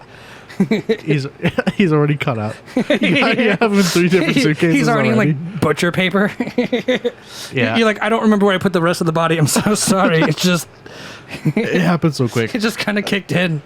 Like I was watching a short last night on YouTube because I guess they have those now to compete with TikTok. Into another. And it was from Detroit fucking personal safety and management or some shit like that, like tactical survival in Detroit, like just in case you ever need it. Run, hide, fight. It was this dude saying if a perpetrator ever has you at gunpoint up against a wall,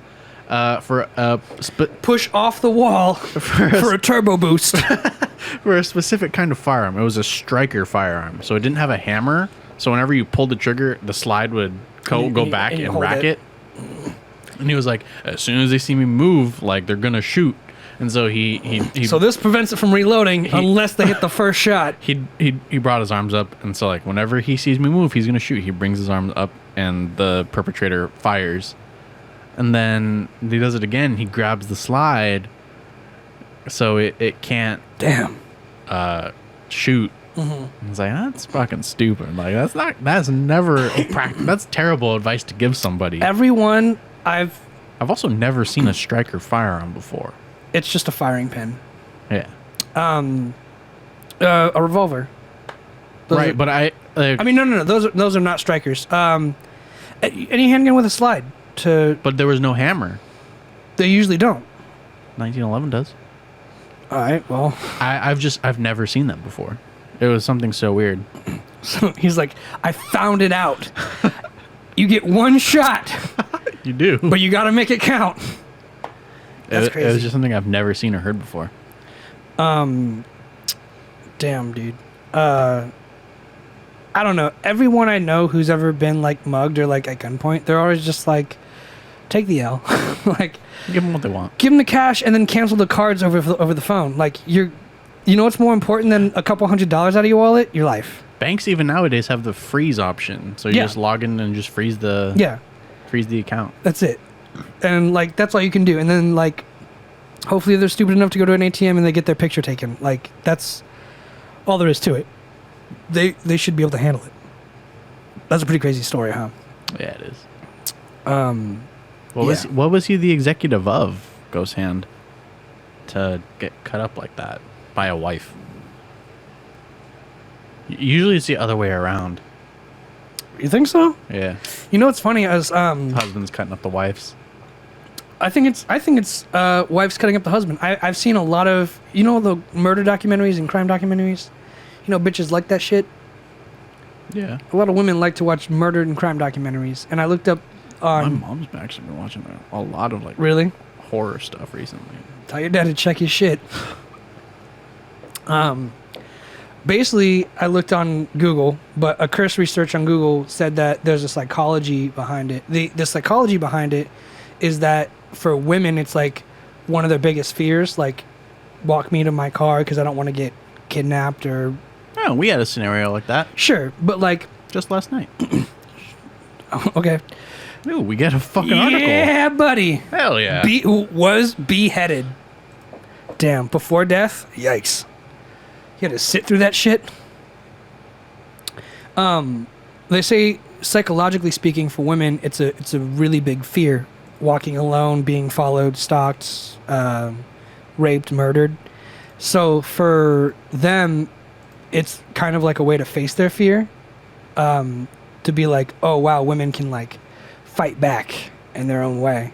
So for a lot of people, they said psychologically speaking, it makes women feel more comfortable and less afraid because they know they have a way of like defending themselves or getting even, which is crazy. But he wasn't standing when she shot him, point blank. Probably on his knees begging for his life. Damn. What happened? Do you know what's the... So, as it mentions in the link, in the hyperlink, that he was beheaded by his wife while still alive, agonizing after being shot in the head. So he was shot in the head first and then beheaded. The shot didn't kill him. His necropsy showed that his death was caused by traumatic suffocation. shock. Oh, No breathing. no, I said... With suffocation by blood aspirated due to decapitation. Yeah. Jesus. Could you imagine, like... Isn't that crazy how they're like, oh, we got his head cut off. Like, I could see how he died, and then some asshole doctor has to be in the room and like, actually, it was suffocation because he couldn't breathe.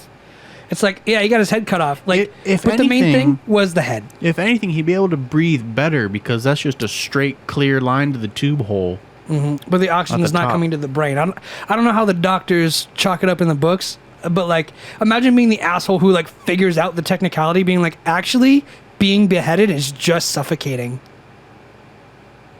But like, your lungs could still work. I know.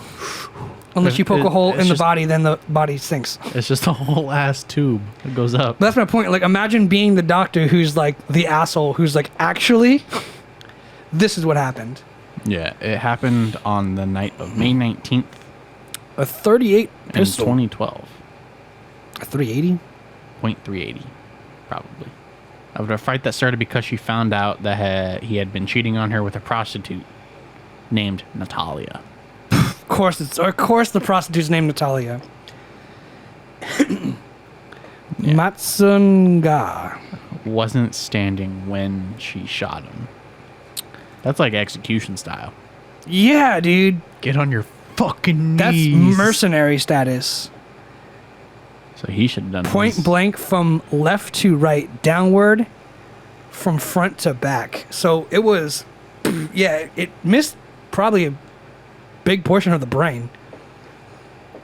Didn't kill him. Damn.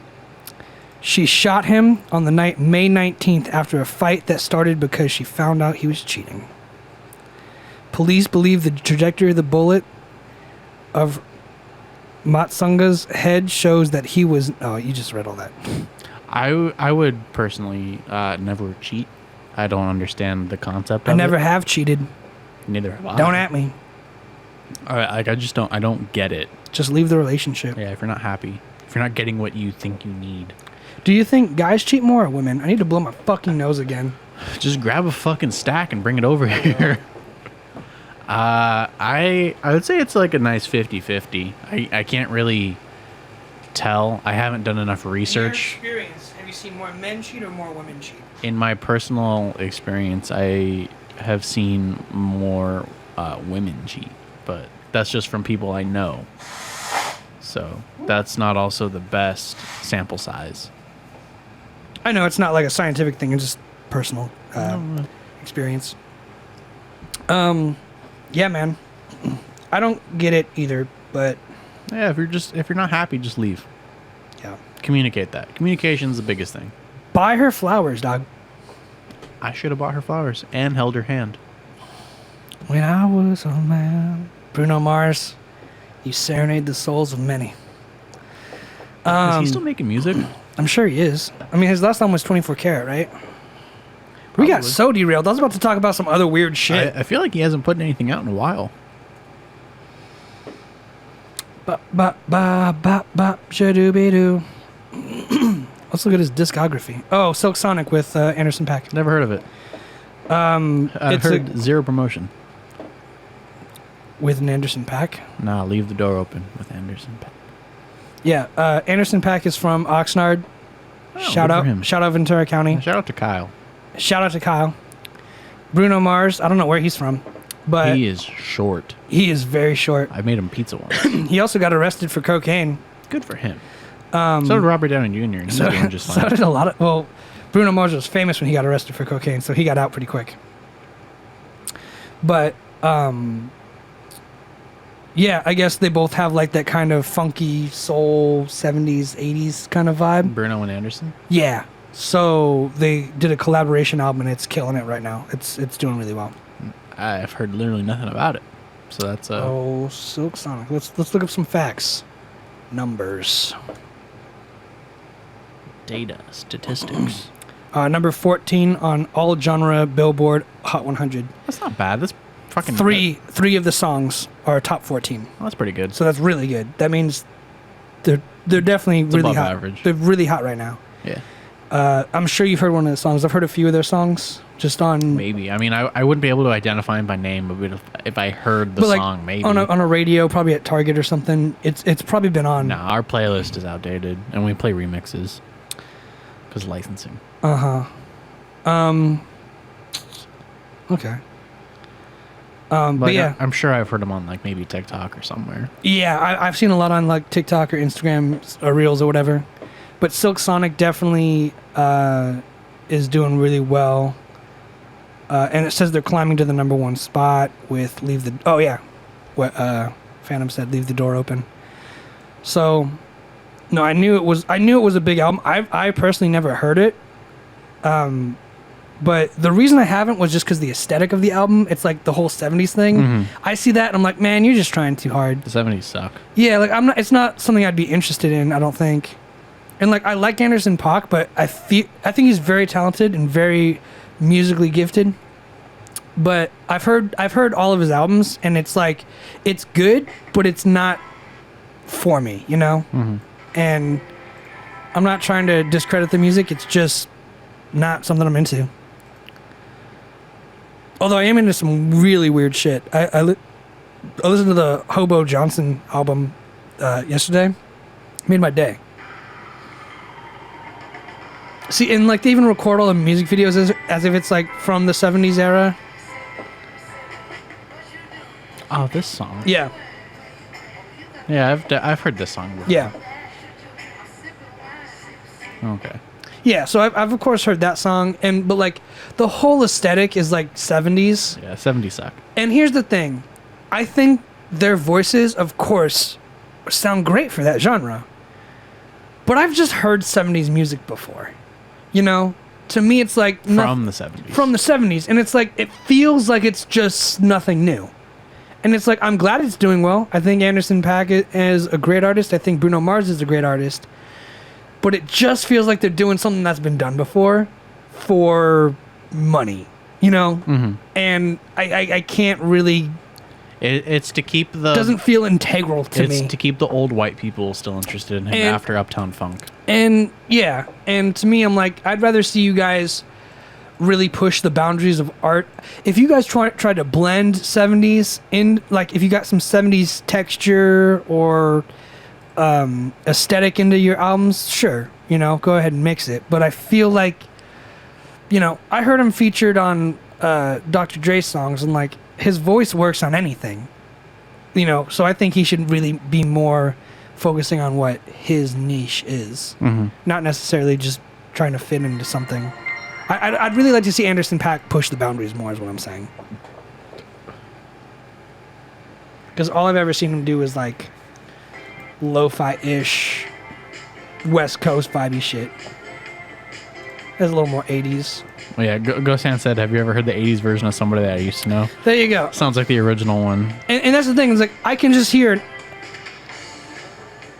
Yeah, it's like that song is already pretty 80s, but when you throw it on like an 80s synth beat, then like it just fits. And that's what I'm saying, is like the era has such a sound to where like I didn't even know it was that cover, but I knew it was an 80s song. Like there's an aesthetic to the sound, and that's exactly what they did on Silk Sonic, and I'm just not interested. I'm like, I wasn't in the 70s.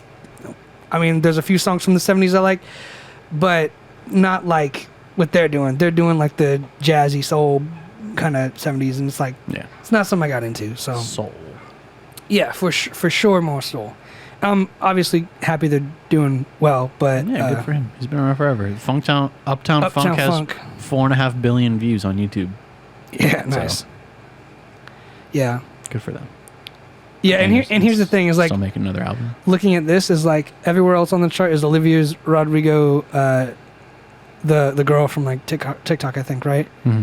And like she recorded a music video in our store. I actually like that song. At your store? Yeah. No way, really? Yeah. That's crazy. I mean, I mentioned it in a group chat, and then Rahul was like, "Who asked?" Oh.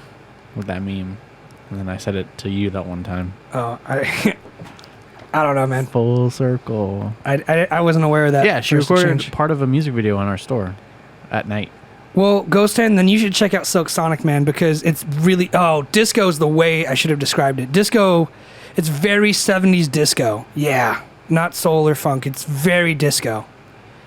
So check out Silk Sonic. I'm sure you'll love it.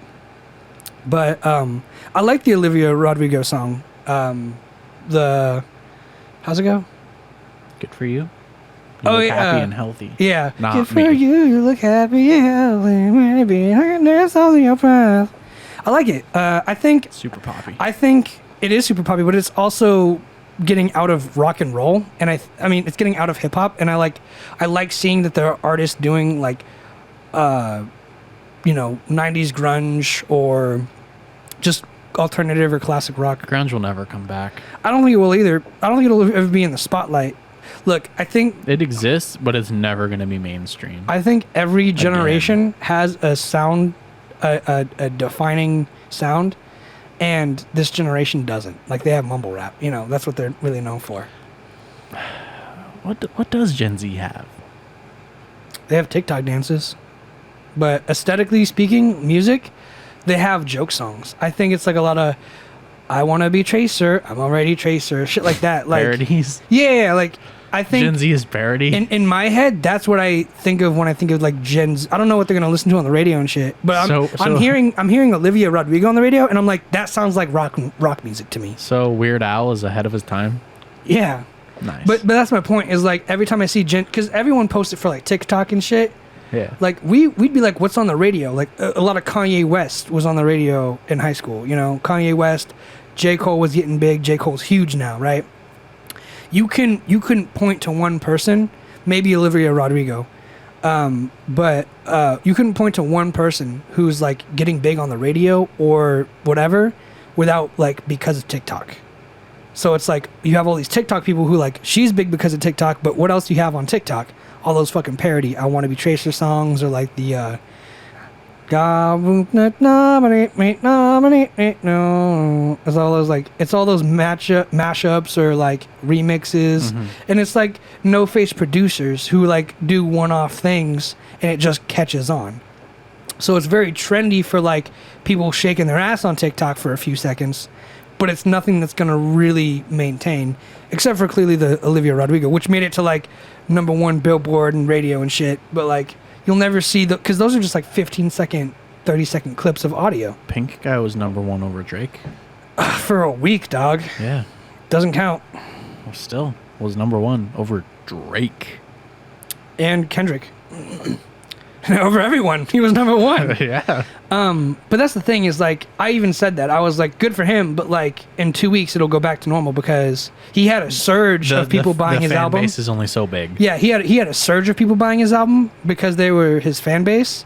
But Kendrick Lamar, people will be like, oh shit, this dude is #1. I'm a huge fan of hip hop regardless of this or that. I'm gonna buy the album anyway. So like, Kill yourself. please. And like, yeah, there's a few bangers on that song, but on that album, There's but 3 out of 24 songs. murder. Joji. I actually like Joji Yeah, too. Joji makes good shit. I like Joji. Dancing Backwards in the Dark. Slow Dancing in the Slow Dark. Dancing in the Dark. And then Bitter Fuck. Gimme love, gimme love. those- He makes good fucking music. It's vibey, and I like that. It's I mean, sad. I don't listen to it, but it's- it's good shit. It's sad vibey music, and it's not Pink Guy or it's not that, but it is good.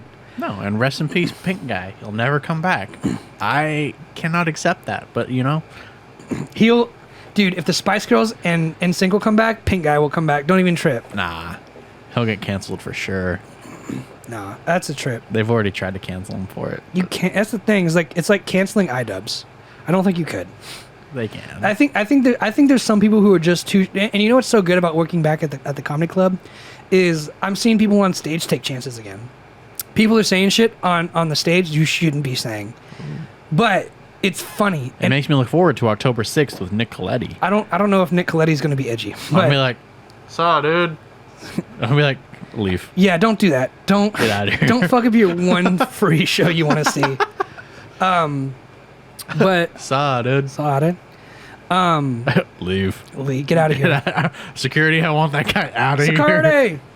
What was I saying? I don't know. I'm all derailed. Sorry. It's all good. But I mean, Ghost Hand, some TikTokers do make their content just like Vines, and it's like spiritual successor. It's basically the same thing. It just is more sustainable. Not all the content's like Vines, but some of them, Full Kramer. some creators make them just like Vines. Yeah.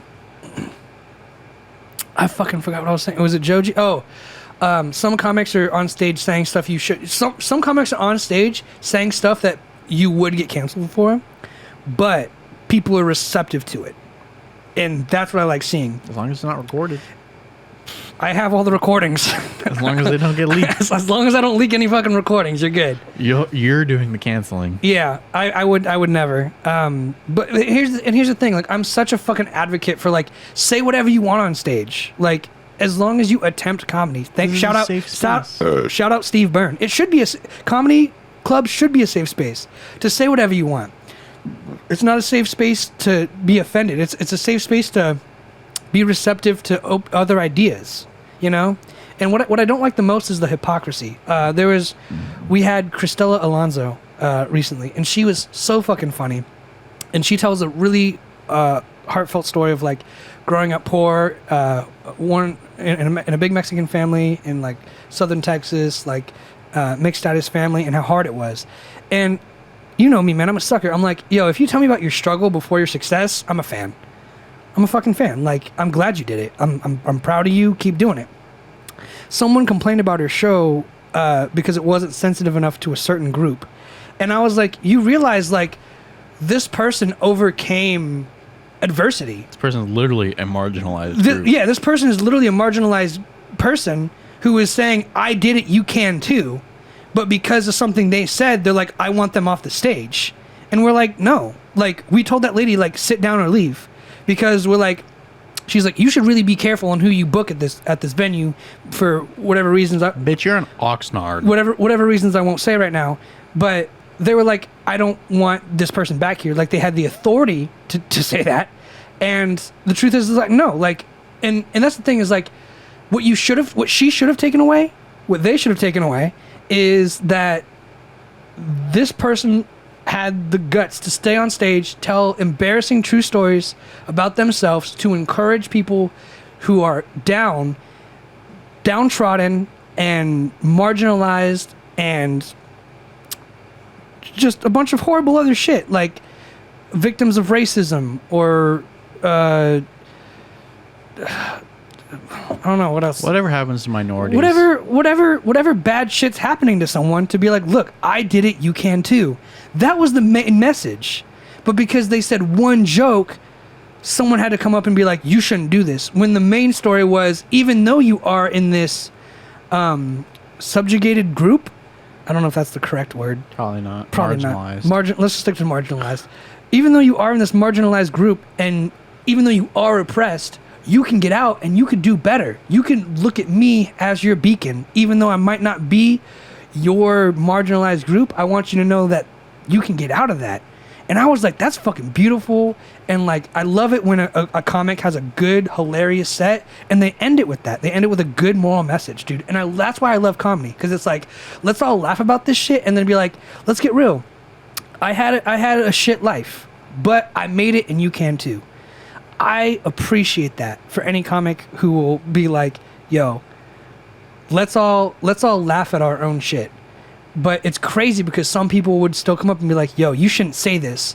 And they're like, do you understand, like, the hypocrisy? Like, you're telling me what to do, even though, like, I'm telling you, you should use your oppression and hatred towards you as fuel, the way all of us have to get up on stage today and talk about it and be what we want to be. Yeah, like Dave Chappelle back in the day was absolutely fucking outrageous. Absolutely Dave Chappelle. Yeah, Dave Chappelle, people hate on him because he always has jokes about transgender people.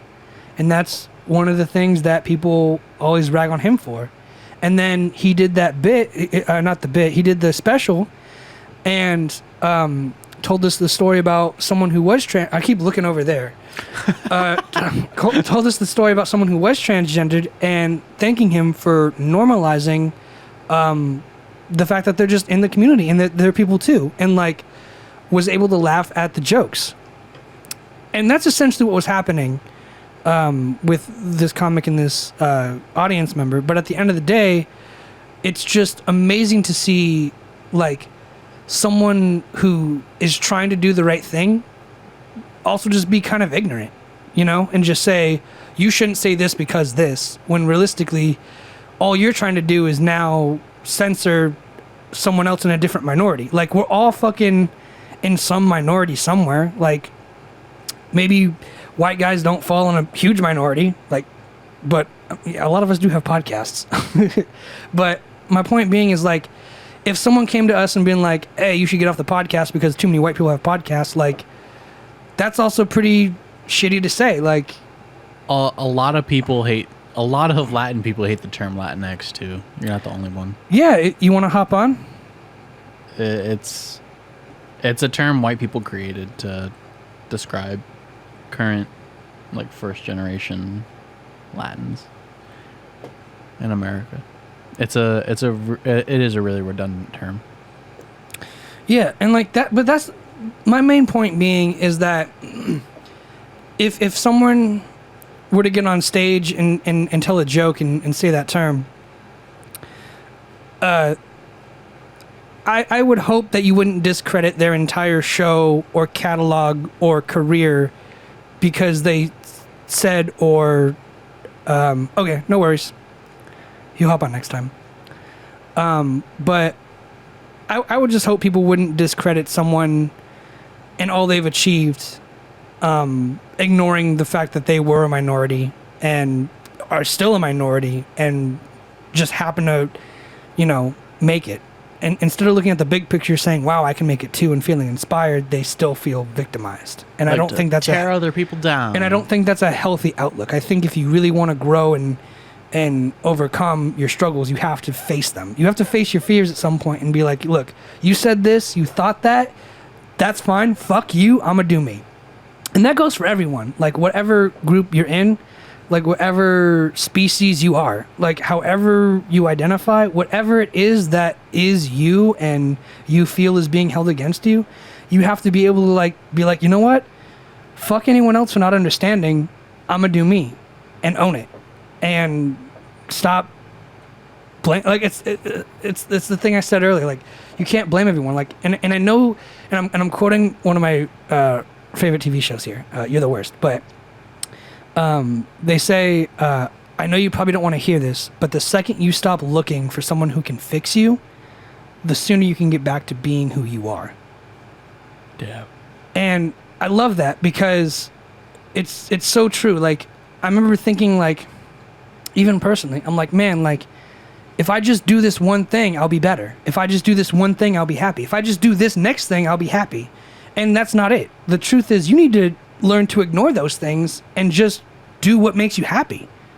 Don't say, I'm sad and eventually I'll be happy. You have to say, I'm sad, and actively change it. And it's not by saying you're victimized or marginalized or this or that. It's about being the best you can be and letting that shine.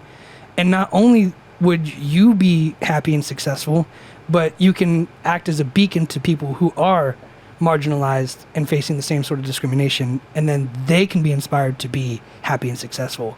And you need to breed love and success by being loving and successful.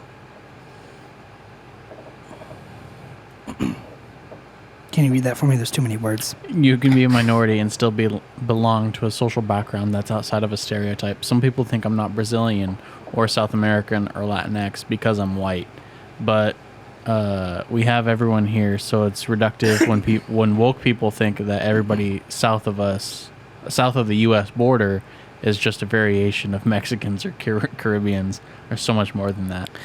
And you're not wrong, man. Like, and I hate to admit it, but yeah, there are a lot of people who are ignorant in the United States who, when they find out Elon Musk is South African, they almost reject it. People immediately want to go, you're African, why aren't you black? And that's very, what you said, reductive. And part of that's the education system too. Yeah, and the education system's not great. You know, we're a third world country wearing a Gucci belt. And yeah, man. But geez, I mean, I would have never known that or thought that, but that's what I'm saying is like, People don't think I'm Mexican. yeah, ever. Like, people think you're super white. Let's go. But White passing. but that's what it is. It's like in my mind, it's like, how is that even an argument or a debate? Because I grew up around diversity, you know, and I think people who don't grow up around diversity might lean one way or another, and that's shitty. But at the same time, we should all be able to be like, you know what, just fuck them. Like, they don't like me, I don't like them. And you got to understand, like, you can't make everyone happy. And it's unfortunate because, like, if I drew a picture and I was like, do you like this picture? And you're like, no. And this person's like, yes. It's going to mean a lot that someone said yes, but also I could learn from you saying no. And at some point I have to learn, it doesn't matter what you think. Do I like drawing enough to keep drawing? Mm-hmm. Do I like music enough to keep making music? If that answer is yes, then keep doing what you like doing and then make that the reason you do it. Not to fight bigotry or racism. Do it because that's who you are and that's what you stand for. And if people want to make it about color or race or identity or orientation, that's their small brain trying to rationalize something they don't understand and they wouldn't ever understand in the first place. And that's not your fault. All we can do is be ourselves, and that's the hard part. And I struggle with that every day too, trying to overcome my own demons of insecurity and trying to balance it with meeting people's expectations. I mean, that's what art is, right? It's like I want to tell people how I feel and what I think, but I also want them to be receptive to it and be like, I like this song, I like this picture, I like this movie. And when they say, I don't like this song, I don't like this picture, I don't like this movie, then it's kind of like saying, I don't agree with your ideas or this or that.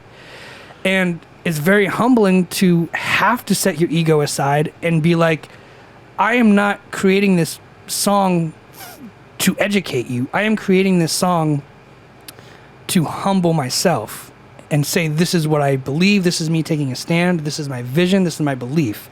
And if you don't agree with it, it's okay. But at the end of the day, the principle remains in the art.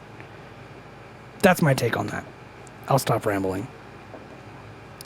Wilson says that it hurts him when people say white people have no cultural thinking. White is just white America, because it unironically breaks his heart for real, even if it's not the intention. White people do have culture. It's just European culture, but I mean, well, culture is culture, right? Even I'll say this because I thought this was pretty funny too, right? And it's one of the comics had a show, and they were Hispanic, and a lot of their set referred to being Hispanic. And this person made fun of white people a lot. Chingo Blingo? I'm not gonna say, but never heard that name until you fucking was like, who is Chingo Bling? Who was it? And I was like, fucking Chingo Blingo. That made me happy just based on his name. Ugh. That went down wrong. Well, ooh. At least there's honey. You see my fucking eyes watering? No. Ugh. Your face is a little red. Oh my god. Anyway, what happened was this comedian was basically every other sentence being like, fucking white people, right? Yeah. I don't get it. White people are so weird. They do stuff that doesn't make sense. And I was laughing at it, right? I was having a good time. It was funny. A lot of it was true. So I wasn't like, I was receptive to it. Mm. And because in that scenario you should be. Yeah. And then they went on to be like something about white people are racist. And I was like, okay, like, yeah. And then they told this story about growing up, and they're like, and that's when I learned, like, that was my first experience with racism. And then they got kind of preachy about, like, racism is wrong. Never be racist. Never do this. Never do that. And I was like, yo, it's a little hypocritical that you like never be racist and then like talking a bunch of shit about white people. Like, I thought it was funny, but like just the principle is don't be racist, and here you are being racist. If you were racist and telling jokes, I laughed at them. It's another thing to be racist and tell jokes and then be like, don't be racist. It's like, don't smoke cigarettes. And I pointed out to one of my friends who works there. I was like, you know what this bit is? This is like going to your Asian friend's house, and when they tell you to take off your shoes in their house, saying to their face, Asian people are so weird for always doing that. And he was like, yeah, you're kind of right? Like, in principle, in theory, like, that's just someone being, like, disrespectful and then laughing about it. And I was like, but then also, like, saying you shouldn't do it when you're in their house. Being like, why do you have tortillas with every meal? You know what I'm saying? Like, if I went to a Mexican person's house and I was like, why do you always have rice and beans for breakfast? They'd be like, yo, what the fuck? That's racist. And I was like, okay, but like, so It's good. So is saying like Asian people always take off their shoes makes them weird. Like, that's not cool. Like, Yeah. you're breaching the principle. You're breaching the principle. You're saying you're saying I'm making these racist jokes to be funny for my Mexican friends, but the second you say something towards white people or Asian people, you're like, you're not allowed to say this because we rule the domain on that. You're like, only Mexicans can say Mexican jokes, but we could also joke about Asians and whites. Whites and Asians can't joke about Mexicans at all. And I was like, well, that's like a double standard because I'm going to make some Mexican jokes at some point. I want to make some Asian jokes at some point because they're funny if I think they're funny. You can only make jokes about your own race. But this person wasn't. They were making jokes about white people and Asian people and then being like, and Asian people and white people can't make fun of us. And in my head, I was like, I could think of 5 jokes right now, but like, they're like, just because you're white, you're not allowed to say it. And like, I know more or less it was just her preaching to the crowd. But at the end of the day, I'm like, yo, in principle, that is like ass backwards. Like, Yeah, that's racism. yeah. I mean, I didn't take it like personally. I was just like, that's a paradox. Like, you realize what you're doing right now is Racism. saying something and then doing the other. Just call it what it is. It's racism. I don't want to sit here and be all fucking virtue signaling about like, this is racist about us or that, this or that. I'm just saying, like, But it is. if you tell white jokes and Asian jokes, If you're telling a group of people they can't do something, that's what I'm saying. If you're saying if you're making jokes about white people and then jokes about Asian people and then saying my Asian friends and my white friends make fun of me for this and that's fucking racist, bitch, I got some bad news for you. You're doing the same shit. you're racist. You're racist. So how about we drop the whole fucking, you know what I'm saying? Like, Yeah. let's drop that act and like just make some jokes. You got to learn to put that shit aside and be like, you know what? It was a good joke. It was a bad joke. Maybe it didn't work for everyone. Just take the race out and give them a name. Sure, Juanito. Doesn't really help, does it? The fact is, you can sit here and Person A exhibits scenarios where they take their shoes off before they enter their house. and person B can dunk. Person C is 4 feet tall and has a yellow tinted skin. Person D is also 4 feet tall with 6 kids by the age of 17. Figure This out is racism. Figure out who is who. But if you don't decide a race, it's not racist. But it's implicit. Anyway, the idea being is like, I don't care that you're making white jokes or Chinese jokes or Mexican jokes or black jokes. Obviously, it's not my place for any of those. But don't tell me white jokes and Asian jokes and black jokes and then be like, white people couldn't tell these jokes. Right. It's like, I mean, It's hypocritical. yeah, just keep the hypocrisy out and I'll be fine. But at the end of the day, I'm not gonna like cancel them. You know, I don't care. Like I thought the jokes were funny. Jokes at my expense. I can laugh at myself. I have an okay sense of humor. I generally wonder how far we are from a race war. It's kind of. I think we're happened. really far off, but also we did go to war with Afghanistan, and You need a real ID because of it. you need a real ID because of it. So it's really just a lot of red tape. It has happened, but it's not like a full scale thing. You got BLM every like 6 years. When the election cycle happens. Yeah.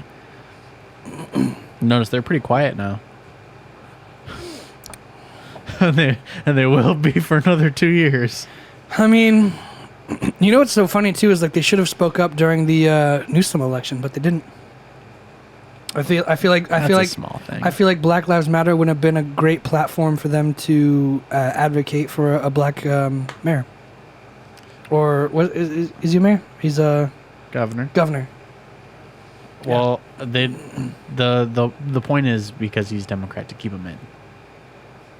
He reflects again our values. Again, here we are at a crossroads of our principles. Do we want someone who's diverse? Gavin's pretty diverse. He's Italian. Is he? Forget about it. No. So is Cuomo. Cuomo's the one I was thinking of. Oh, okay. I'm not gay. I'm Italian or whatever. What do you say? He sexually harassed his staff. I'm not a rapist. I'm Italian. Have a good night, Ghost Hand. Have a good night, bro. Yeah, man. I think. Where was I going with that? Like, I don't know. It's weird to be like.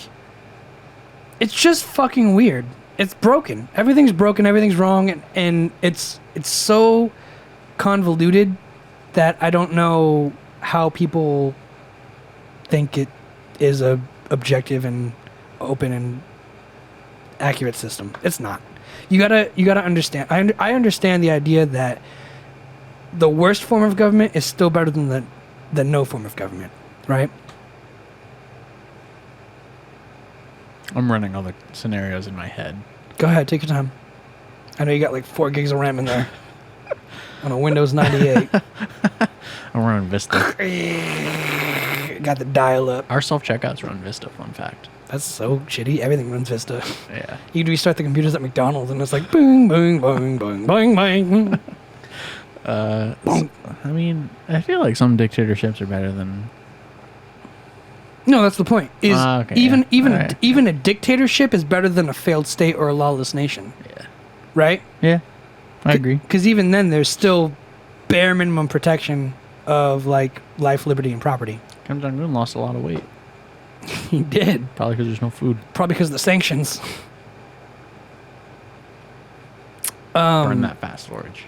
Huh? Burn that fast storage. I mean, look, man. He's hungry. He's probably just on meth like Hitler. He's just like, yo, this shit is great! Nuclear war! Hitler did meth? You didn't know that? Meth was like what fueled the Nazis. Type in Nazi fuel. I'm sure it'll just say meth in big bold letters. I keep hitting P for O. Cocaine and opiates. Not quite meth, but... It was like souped up meth. Author says Hitler was blitzed on cocaine and opiates during the war. There's a 35 Did they spell it like Blitzkrieg? Well, blitzed. B-L-I-T-Z-E-D. Damn. It's the only way to spell blitzed. Still. If the author did that with the intent of Blitzkrieg, then fucking good soup. Hitler's drug use, drugs including oxycodone, cocaine, prescribed by his doctors. I thought it was meth specific. Nah. Hang on. There was something about meth in No, they did cocaine. Nazi youth. There was like methamphetamine became a part of the Nazi strategy. So Germany also manufactured a lot of methamphetamine There under you the go. trademark name Pervitin. Mm-hmm. The essence of, they call them go pills. But Hitler's... That's a great fucking name for a drug, bro. Go pills. Hitler's cocktail of choice was cocaine and So, yeah. opiates. Hitler might not have, but they fed the Nazi troops Pervitin. Germany awake. The Nazi drug Germany awake. The Nazi had commanded, engineered, and a confidence-boosting methamphetamine played into the Third Reich's obsession with physical and mental superiority. So they would give people methamphetamine and cocaine and drugs and be like, sniff this, you're stronger than the Allies. And they're like, fuck yeah, we are! So it's like when weightlifters smell ammonia before they lift. Why? Have you ever smelled ammonia? Like those ammonia sticks? You break them and then it gives you like this fucking jolt of energy and like you can power lift like 500 pounds. Never. Oh. We should get some for the show. Is it bad for you? No, it's good. I mean, it's not like it just gives you like it's like a mental, like, to get over mental blocks. Mm-hmm. Like, it gets you going. Yeah. Yeah, it was, this is Time magazine, by the way. It was heavily marketed as tablets and became wildly popular and could be purchased without a prescription in pharmacies. One could even buy boxed chocolates spiked with methamphetamine. Hell yeah. But the drug's most important use yet were to come for the German war effort. So it was definitely used to... Blitzkrieg was guided by methamphetamine, if not to say that Blitzkrieg was founded on methamphetamine. So yeah, the NPR transcript I'm reading saying that the irony of the story is that when Nazis took power in 1933, they imposed strict laws against drugs, but but they gave drugs to all the soldiers. And the first German government to actually wage a war on drugs. But then in the mid 30s, they made Pervitin. And that's the thing, though, is like they did it because they're like, you're superior fighting for the motherland. Yeah. Here's your drugs. Which is like, just how fucking far have we come to be like, yo, how crazy is it that some world leader got like meth and cocaine and was like, this shit is great. We can conquer the world. Like, that really was the world at one point. I mean, with battles that are fought mainly on foot, it'll do fucking wonders. They lost, bro. It Still, didn't do though, shit. I mean, Didn't do enough. I imagine it'd be good in very short bursts. Doesn't matter how much cocaine you take when you're against a tank. I'm sorry. It's not going to help you. So it was an equal fight is what you're telling me. No. Was that a Panzer? I will fucking lift it. Watch. Go Pills! They didn't have a fair shot. Huh? They didn't have a fair shot. No, they were against 50 caliber bullets in an armored vehicle, and they had a fucking helmet and fucking grenades with handles on them. They didn't have shit, bro. They fucked up. So that's not fair. Yeah, I know. They're like Germany. How crazy is that? Like, it's like, what's the scene from Avengers where it's like, we have an army, and Tony Stark's like, we have a Hulk. It's Yeah, like, that's the first Avengers movie. the first Avengers movie is World War II, because they're like, we have cocaine and meth and we're superior, and then we're like, we have a tank. Like, it doesn't matter how much cocaine you do when you get hit with a fucking missile. Depends. It doesn't matter how fast you run if you step on a landmine, you asshole. You won't feel it. I mean, and you know what's so crazy? The whole fucking thing, when you really put it in perspective, is like, here's some cocaine and meth. If you get captured, here's some cyanide. It was a whole drug-fueled rage, bro. It was just fucking drugs. Don't get the pill. They look alike. Don't get them mixed up. See the red pill? Yeah, that's the stop button. That puts an end to the whole movie for you. The green pills are go pills. The Germany motherland pills, those are make you fight. The yellow ones keep your dick hard. The red ones stop the show. What do the blue ones do? There are no blue ones. Where'd you get those? Blue ones? Where'd you get blue ones? Those are for the Jews. Blue ones don't exist yet. He's on some fucking extra, on some unreleased shit. Blue ones, those are fentanyl. Those are supposed to come out in 2020. I think they need to redo World War II and just have no vehicles. Run it again, guys. Just people on foot. Give one side meth, the other no meth. No tanks. Just regular on foot. Shit, we can go back to trenches if you want. Dude, but like, you know what that's like saying to me? You know what I hear in my head? You're like, give one side meth and the other side rollerblades. Let's just see how that plays out. have two hobos, throw one knife in the middle, go. Tryouts are right now. Scramble. Make it quick. Figure it out. Oh my fucking God. My throat hurts. I know. It's all dry in here, right? It was just from laughing. Fucking Christ, dude. Oh my God. That was a lot of fun. Those should be some highlights. Damn. I don't know if you do that. I don't know if we have highlights from all the other episodes, but that one was for sure a highlight. I'd have to look. Since my time is all going to school.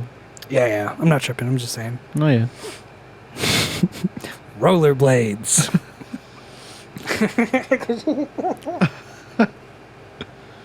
You're like sketching on the back of an airplane. Jesus Christ. That would be kind of fun to watch, though. It's like, dude, he just got hit by a truck. Yo, how fucking cool would it be is that if whatever like war that's currently going on, like Okay. if they had like body cams that you could tap into like a live feed and you can just watch it. It would be cool, but it will never happen because we commit a lot of war crimes. Sure. But like I think that'd be fucking cool to just watch. Really? Yeah. Do you think if you had access to that, you'd be more inclined to enlist in the military? No, I would just fucking watch it. Just Twitch. Yeah. I would waste hours on that. Corporal Dean. Oh, next live feed. Yeah, you just go to the Corporal next Adams. one. Yeah, you just go to the next one. That's crazy. And like, oh shit, like, oh, we're gonna, oh fuck, they fired a mortar. Ah shit. 0 Dark 30 in this bitch. That'd be crazy though if you could sit on some like Black Ops operations. Yeah. Because it's that's what's it? Not the Obama room. You can put Obama in front of anything and make it sound like a verb. Obamacare. That's what happens when you get Obama room. That's what happens when you get 2 terms. 2 terms. Yeah, what's the war room or whatever? You could like, most of that shit is live fed to the president, right? I mean, I've seen it in movies. Probably not They're to like, the president. They're like drone strike. Well, they keep them like, hey, this is going on. Mm-hmm. Like every 5 minutes. Hey, you want to watch? You get the popcorn. Get the popcorn, Cheney. But I'm sure like everyone on that raid to kill Bin Laden had like a body cam. No, I'm sure. Didn't they use body cam footage in the movie? Like real body cam footage? I didn't watch it. Oh, that was a pretty crazy movie. But they need to be like live broadcasting that shit. Well, that's the thing. Is watch like, it happens, and then like the fucking other side starts watching it. And it's like, ah, shit. But that's the thing. Is like, I'm sure they do broadcast it to America. But if it ever went upside down, it wouldn't be broadcast to the world because, like, if you saw a child get shot on a live cam, bro, like there'd be people in, like, granted, like, probably a lot of children got shot in Afghanistan. Let's just be honest. Then it'd probably be more tactics. What? Like more strategy. No, dude, I'm saying there'd be riots in the streets of United States citizens it would, being like, "Get the fuck out of there!" It would change. It would change the way war goes about. It would 100% discourage U.S. citizens from war, which is not what the U.S. government wants. That's what we need. I'm not saying well. And my dick is so hard. All the oil we take from Middle Eastern countries and the bombs we blew up, the kids got fucked up. I don't know the rest. I forgot the rest. What's for dinner, Alec? Is it on me tonight? Yeah. I had a big feast before coming over. It's fucking 5:13 though. Yeah, so give me like 2 hours. You ate? What time did you eat? Like, you texted me at 12 and I finished a burger. I texted you at I finished like 3 burgers. 1:20, like 1:15 and then 1:30. And I finished a burger. Jesus Christ. Yeah, I ate just before coming. I didn't if you didn't text me, I would have not shown up. I had no clue today was that. I told you. I was like, Josh's birthday party happened in a parking lot. Do you want to grab dinner with him? Up to him. I mean, I gotta export this shit. Get that going. Yeah. I'm kind of down, but I don't want to spend too much money still. I mean, you get to pick. All right. It's on you. We'll figure it out. I'll think about it. I'm really, really not hungry, but I'll get you like That's a shame. a Jumbo Yak. What? A Jumbo Yak. Oh, I thought you said a young bow yak, and I was like, what the fuck is that? It's Ethiopian. They don't have food. I went to an Ethiopian restaurant. I was surprised they had water. Yeah. I don't know. Are we ending the show? Yeah. Okay. Well. Yeah, I mean, I'm open to dinner. We just gotta get the show exported. Yeah. Okay. Not even uploaded, just exported. All right. Is there a TV show we could watch tonight, Phantom? Because if we just grab some food and head over to his place, I'd be down. Watch something. Eat. I don't know the schedule of those shows. It's been like a week, though. Yeah, I mean, I don't know the schedule of I'll those look it up. shows.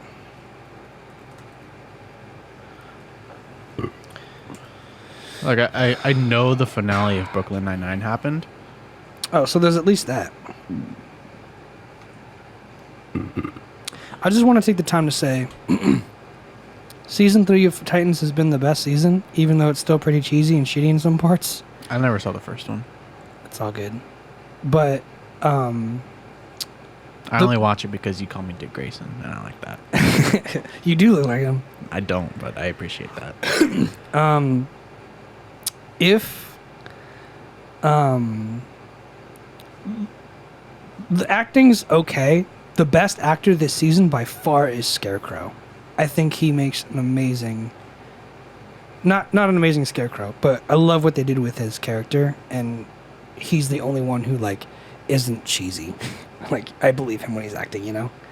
Everyone else, like, I think Starfire is not a great actress. You need to get rid of Jason. Jason, yeah. He sucks ass. He's actually good at Red Hood, though. It's just, Nah, I think... he's terrible. I think there's he's terrible scenes... overall. I think there's scenes, like, especially with Beast Boy, where he's just, like, too dramatic and, like, too emotional. You know what I'm saying? He's like, I had a bad day! And it's like, bro, you're putting way too much into it. Like, chill. Oh.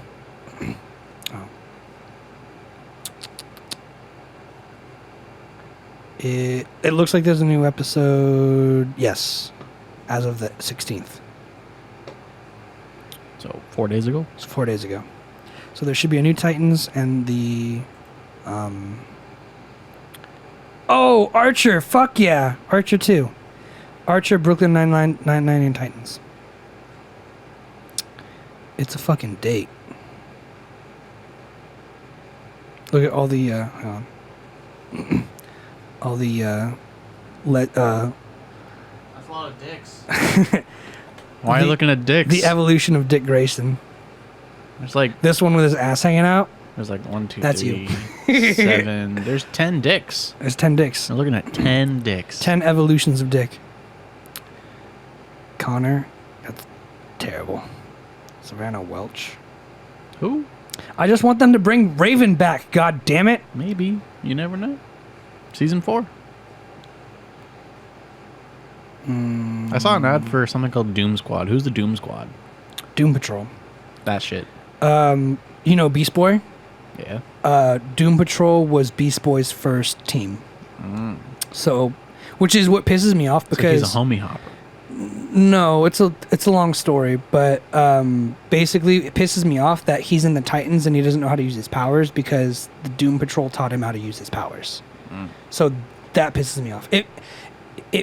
I mean, canonically, sure. Canonically, yeah, but Raven doesn't know how to use her powers until she's with the Titans. She learns with the Titans, but Beast Boy for sure knows how to change into all the animals and shit. Canonically, but right now he's like, I know the only reason he's not a major player in this season or this series is because CG costs a lot of money, and you can only edit it. You can only manufacture a tiger so many times. I don't know, man. One Piece does it fucking every episode for their fucking boat. That's 3D though. That's different. I'm talking like they like do the tigers and shit. Hey. Oh, and Monday Night Football. It's lit. Yeah, that game already started. Yeah. Or it's starting within like 4 minutes. Yeah, it's fun. 5 or 5:30, one of the two. I just know I'm losing this week in fantasy. You Go are down with the shit. down with the shitness. Gonna be 1-1. Sucks to suck. Damn. Yeah, I'm up by 3 points right now, but my opponent has 2 people playing tonight, so This gonna guy, lose. Damaris Lewis, is an American model and actor. Never heard of him. Ooh. Damaris. Okay, I think. Yep, it was mislabeled. That's I'm the looking guy at, on top. Yeah, okay. Vincent Carthizer. Never heard of him. Carthizer. He's 42. He makes a great prison scarecrow. Sounds okay. All right. I just want them to bring Raven back. Well, maybe she's dead in real life. I hope not. I love Raven. She should have her own fucking TV show, honestly. In real life, though. Like, what is her actress doing? I would have heard about it if she actually died. Because usually when they're not in shows, their actor or actress is doing something else. Tegan Croft. Okay, what is she doing? She's probably in school. I just found out she's 17.